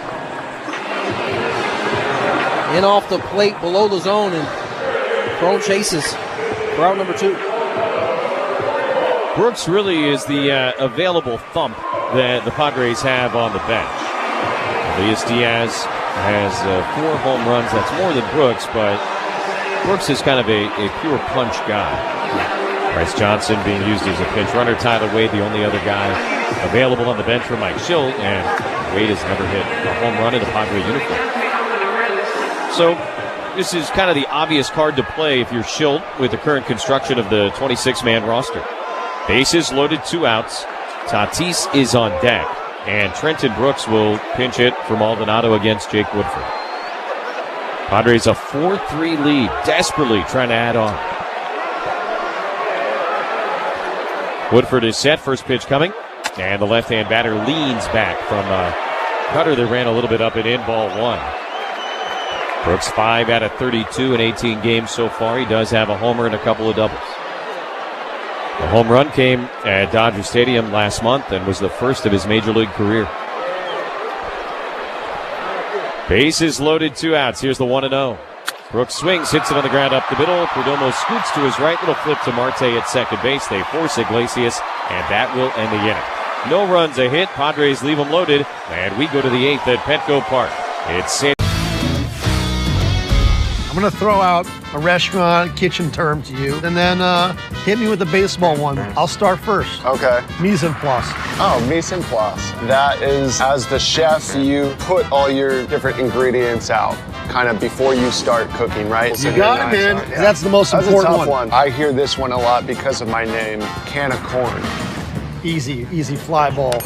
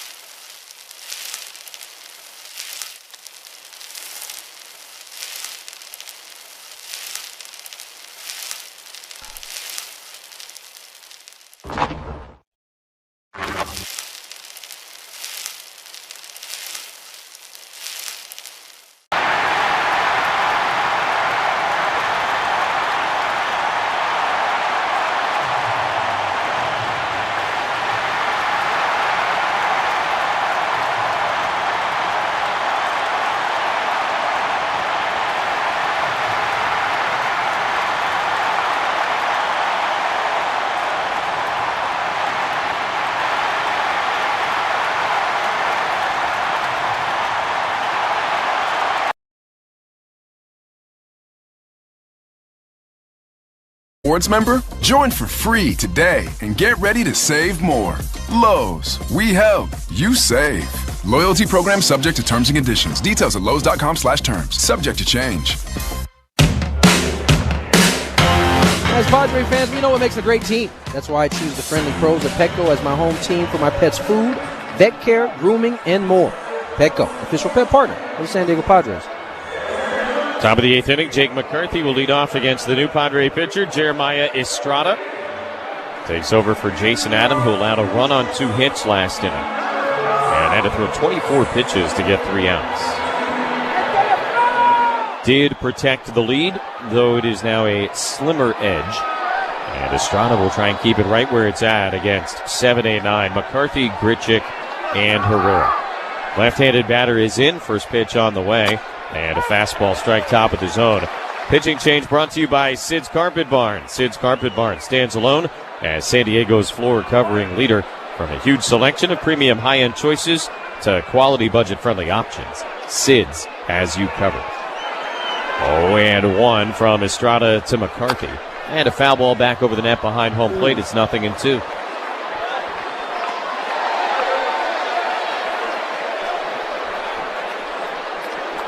Productive night for McCarthy. He has singled, walked, stolen a base, and scored a run.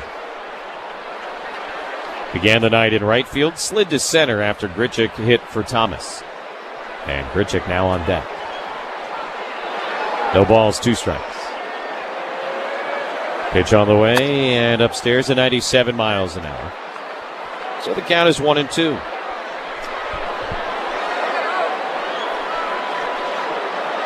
A game that has been managed, I would say, with great urgency by both skippers. 1-2. And McCarthy hits it on the ground behind Estrada. Bogarts has it just to the right of the bag at second. And to throw to first in time to get a speedy runner.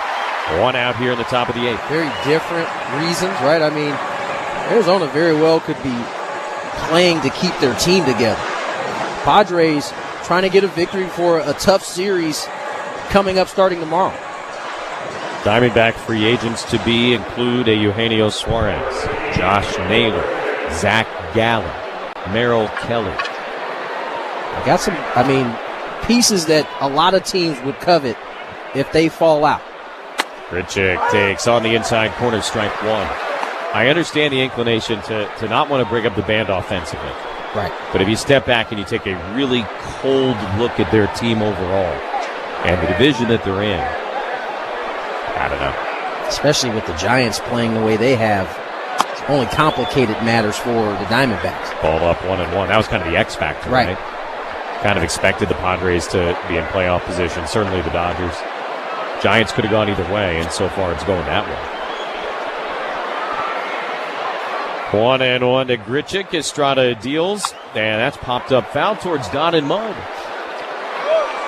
Get off the front of the little ledge in front of the booth. 1-2.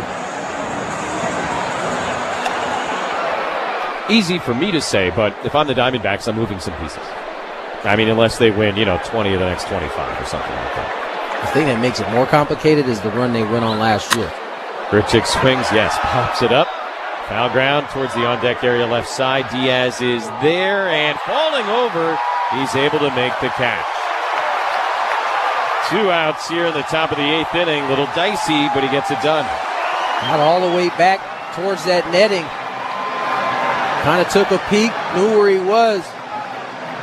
Had to kind of shuffle to his right, but at the end of the day, made the catch.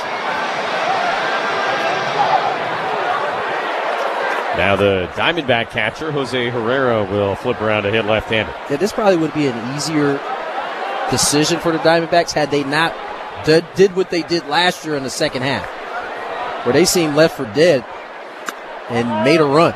Herrera takes outside. There's no doubt. Now, you look at last year, and what turned around for them was Corbin Carroll turned back into himself. They had the pitching. I don't know that you can expect the pitching to get better this year. Given that it's one of the main cogs that's struggled is Zach Gallen. Pitch inside 2-0. I would liken him in the same cloth as Corbin Carroll on the pitching side. What about the bullpen? That's therein lies the bigger issue to me is the bullpen. Like if they're going to add, they got to go out and get 3 really good relievers. Right. Pitch is low, 3-0. And hey, if that's the track they want to take, and that's the thing. I don't. Is their system stocked enough to go out and get? Because otherwise, you're giving up big league talent that you're going to absolutely need. 3-0 to Herrera with Corbin Carroll waiting next. And a fastball, strike 3-1. And again, very easy for us to say. Diamondbacks are like the National League version of the Red Sox.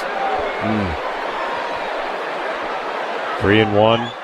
Herrera on the ground to the right side and into right field, a base hit. So I'll keep the inning going here for Corbin Carroll. Diamondbacks with a tying run on base, 2 outs in the top of the 8th inning. So two out knock keeps the line moving for a very dangerous Corbin Carroll, as looks like the Diamondbacks will pinch run like Blaze Alexander.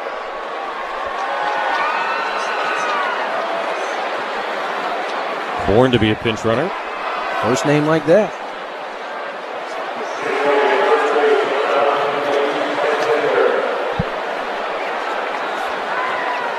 He will not stay into catch, by the way, though he runs for Herrera.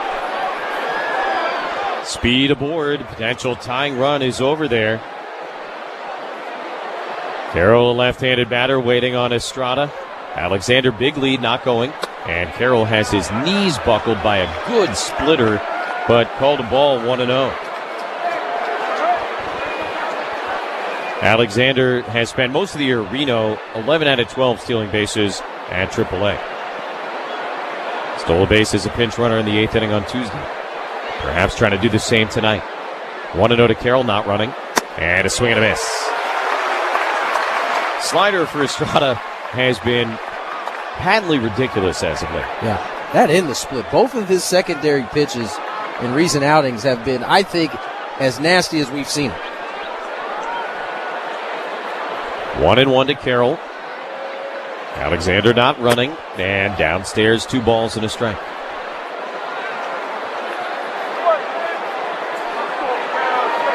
Splitter, slider, splitter.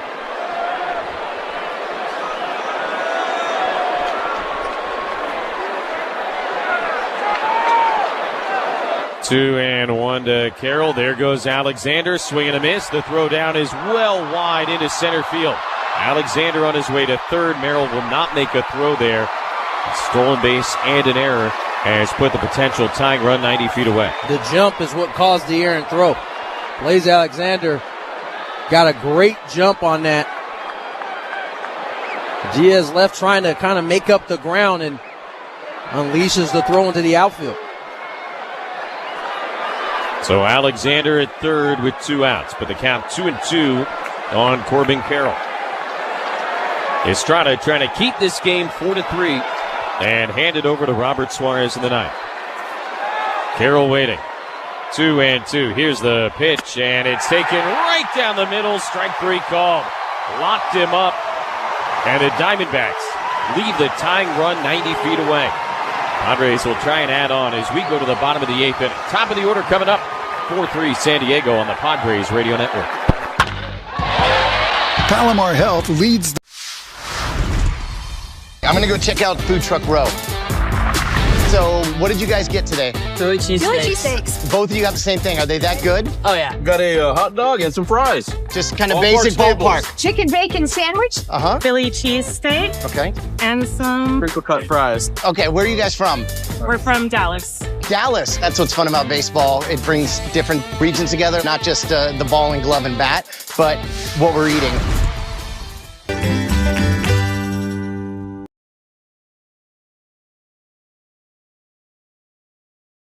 Taste the adventure with Twisted Tea Hard Iced Tea. Keep it twisted. Twisted Tea Brewing Company, Cincinnati, Ohio. Please drink responsibly.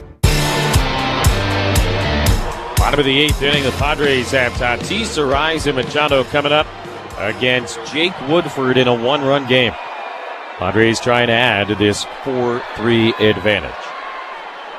First pitch on the way. Fernando swings, sends it in the air to deep center field. McCarthy's going back. He's on the warning track at the wall, leaps up. Did he make the catch? Yes, he did. Robbed a home run from Fernando Tatis Jr. So after Merrill and Tatis robbed homers a couple of nights ago, center fielder Jake McCarthy goes back, takes one away from Fernando here in the 8th inning tonight, 1 away. Revenge is a dish best served cold, and this was cold by Jake McCarthy. Brings back a homer, keeps the lead right at 1. Terrific play by Jake McCarthy. Would have been Fernando's second home run of the night. Now Arise takes a strike right down the middle, 0-1. Fernando's had 1 2-homer game this year. That was all the way back in mid-April against the Cubs.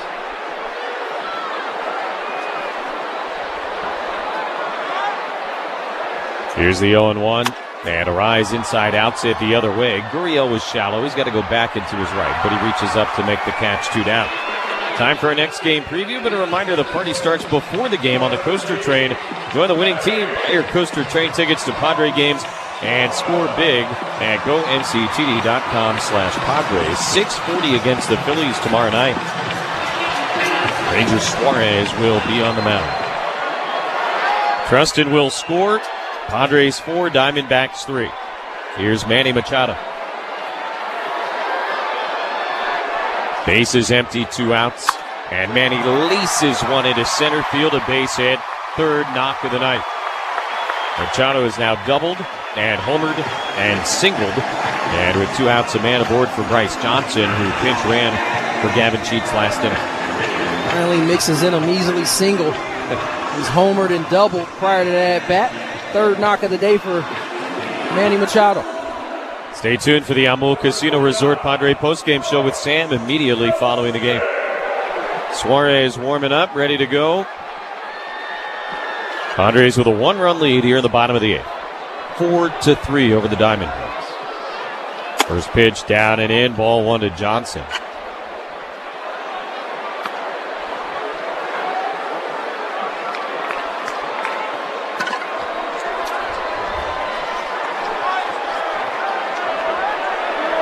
Padre offense looks much more like itself, if you will, here tonight. 1-0. Slice the other way. That's going to get down and a base hit for Johnson. Gurriel over to the line to cut it off. He will send it into third base. And back-to-back 2-out singles by Machado and Johnson. And now a couple of guys on base for Xander Bogaerts. Price taking advantage of his lone AB of the game. Line drive in the left field extends the inning for Xander Bogaerts. 1 for 3 on the night. A double, a bullet in the left that was an out, and a sac bunt.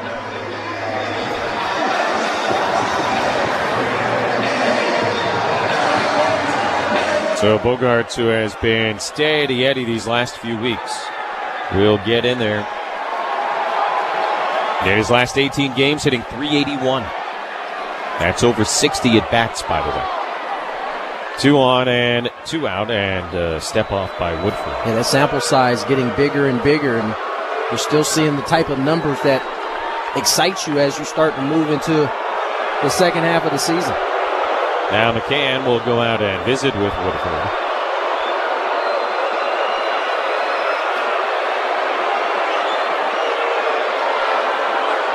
Padres have Johnson with great wheels at first, and Machado at second base, 2 outs here in the 8th. Xander, the RBI double in the 5th inning, made it 4-2. Right now, that hit is the difference in this game.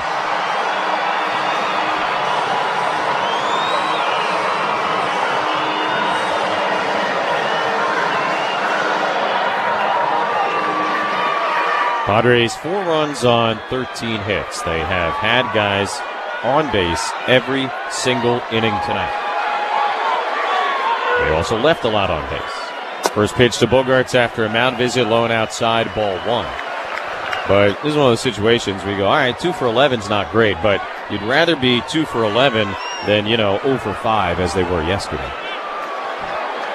A lot more opportunities, and one hit here could really change the complexion of this game. 1-0, Bogaerts in the air to center field. McCarthy kind of in his steps will reach up, make the catch. That'll end the inning. A home run robbery to begin the 8th. Couple of 2-out singles, but 2 guys left on base, and we'll go to the 9th. Robert Suarez is going to try and come in, close this thing out. Padres 4, Diamondbacks 3 on the Padres Radio Network. Hey, San Diego, it's Woodsy. My family discovered the perfect balance of yin and yang with EcoWater SoCal, better cooking, softer skin, and amazing showers. To celebrate their 100th anniversary in 2025, get purified alkaline water for just $9.95 monthly and embrace the soft life for you and the family. Call 760-350-3338. Mention Woods for your free water test. Visit EcoWaterSoCal.com. This will set you on the path where great water begins. Once again, go to EcoWaterSoCal.com, and remember, your water should be perfect. Hey, Tony Gwynn Jr. here. I'm in the studio hearing Chris and Scraby talk about SD fat loss, and then I started to see their success. And I thought to myself, well, why not give it a try? Since starting, I've felt more energized, healthier, and even started getting some compliments, including from my lovely wife. The plan is simple. The support is constant, and the results are real. Discover the secret to losing up to 1 pound of fat every day, fast and easy. Schedule a free consultation now at sdfatloss.com. Results may vary. You've planned for the big moments. Now plan for the unexpected. A Truster will make sure your family's taken care of if life throws a curveball. Set up your Truster will all online in just minutes. Don't keep putting it off. Make your estate plan and make it count at trustandwill.com. That's trustandwill.com. If Twisted Tea Hard Iced Tea was your best friend, it would be the kind of friend that starts an impromptu dance party in the supermarket aisle that turns into an all-day pool party rager at your place, and you don't even own a pool. Twisted Tea Hard Iced Tea turns any day into a legendary adventure. It's smooth and refreshing real iced tea with just the right kick of alcohol. Twisted Tea Hard Iced Tea. Keep it twisted. Twisted Tea Brewing Company, Cincinnati, Ohio. Please drink responsibly. Top Top of the ninth inning at Petco Park. The Trust and Will score is the Padres 4 and the Diamondbacks 3. Robert Suarez on to try and finish this thing off. He's got a 3.72 ERA. He also has more saves than any man in baseball, 26 of them in 29 opportunities. Gonna have to fight through the teeth of the Arizona order, though. Ketel Marte leads off, and batting left-handed, he takes a fastball high, 1-0. Marte 2 for 6 with a double in his career against Suarez, who picked up save 26 here on Tuesday night. Pitch coming, and Marte smacks it foul the other way, 1-1. That night, Suarez faced 7-8-9 in the batting order, and in a one-run game, 1-0. He retired the side in order. One of his toughest outings this season, of course, came in mid-June at Chase Field. Trying to exercise those demons again here tonight. And the pitch is low, 2 balls and a strike. Suarez allowed 5 runs in the middle game in Phoenix back on June 14th. Marte had an infield single that brought home a run. That only made it 7-4 Padres, but Perdomo a 3-run triple after that to tie it. Pitch in the air, foul out of play, left side, 2-2. Marte got the sinker he was looking for. It was up. Fouls it back. Count now 2-2.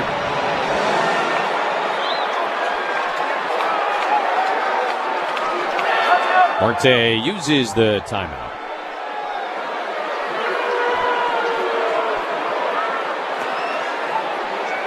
Right back into the box.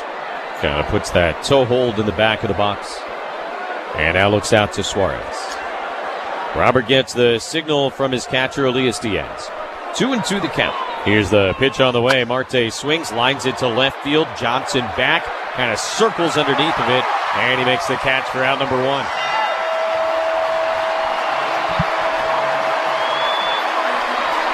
Well positioned, playing opposite field side. Able to track the ball down for out number 1.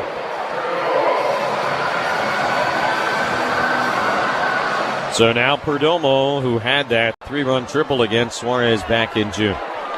The only hit he's ever had against Suarez in 4 ABs. Switch hitter batting left-handed.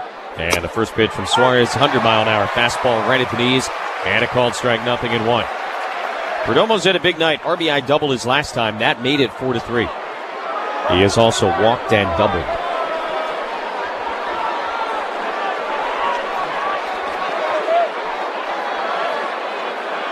Oh, and 1 the pitch. And a swing and a miss. Gaston with another 100-mile-an-hour fastball. And it's 0-2. 3 digits. A hundo blown by Perdomo. Count now 0-2. Suarez said ready. Here it comes. Perdomo swings and able to muscle it foul back out of play. That was another triple-digit heater.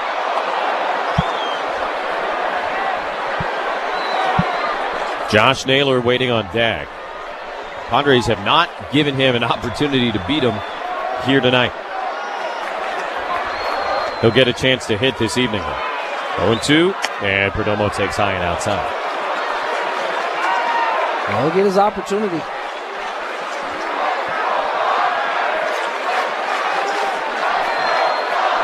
Suarez nods in the affirmative. Now he comes set. 1-2, the pitch. And Perdomo takes, low and outside, 2 balls, 2 strikes. Tried to change up there. Perdomo able to lay off. Count now even.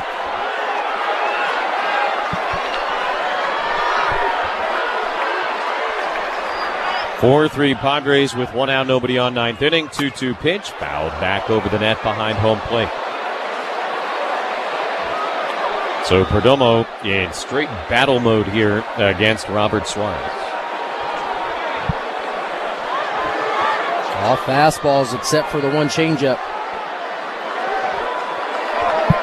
7th pitch of the at-bat about to be delivered. It is 2-2. Here it comes. And Perdomo swings and misses. Strike 3. Another triple-digit heater. And 2 down here in the 9th. Blue heat by him. Fastball, middle. Couldn't do nothing with it. So 2 outs and nobody on. And now Josh Naylor will, in his mind, I'm sure, finally get the opportunity. Having been walked 3 times tonight, twice intentionally. Last time, not happy about it. First pitch to him. And Naylor swings, grounds it to the right side. Cronenworth has it at first base. He'll bring it himself, and the ball game is over. Suarez, for the second time this week, a 1-2-3 ninth inning against the Diamondbacks, picks up his major league leading 27th save of the season. And the Padres are in a 4-game split with Arizona as they win this one by a final of 4-3. Take a break, come back, give you some final thoughts and the totals on the Padres Radio Network. Hey players, things are about to get real here in San Diego. Introducing the all-new Jamul Casino Resort. With a 200-room hotel tower, exciting new eats and drinks, plenty of new places to play, and a luxe spa and salon. Hello, rooftop pool and deck. It's where players can play their hearts out and enjoy all the perks that come with it. It gets real this summer at the all-new Jamul Casino Resort, the players' place.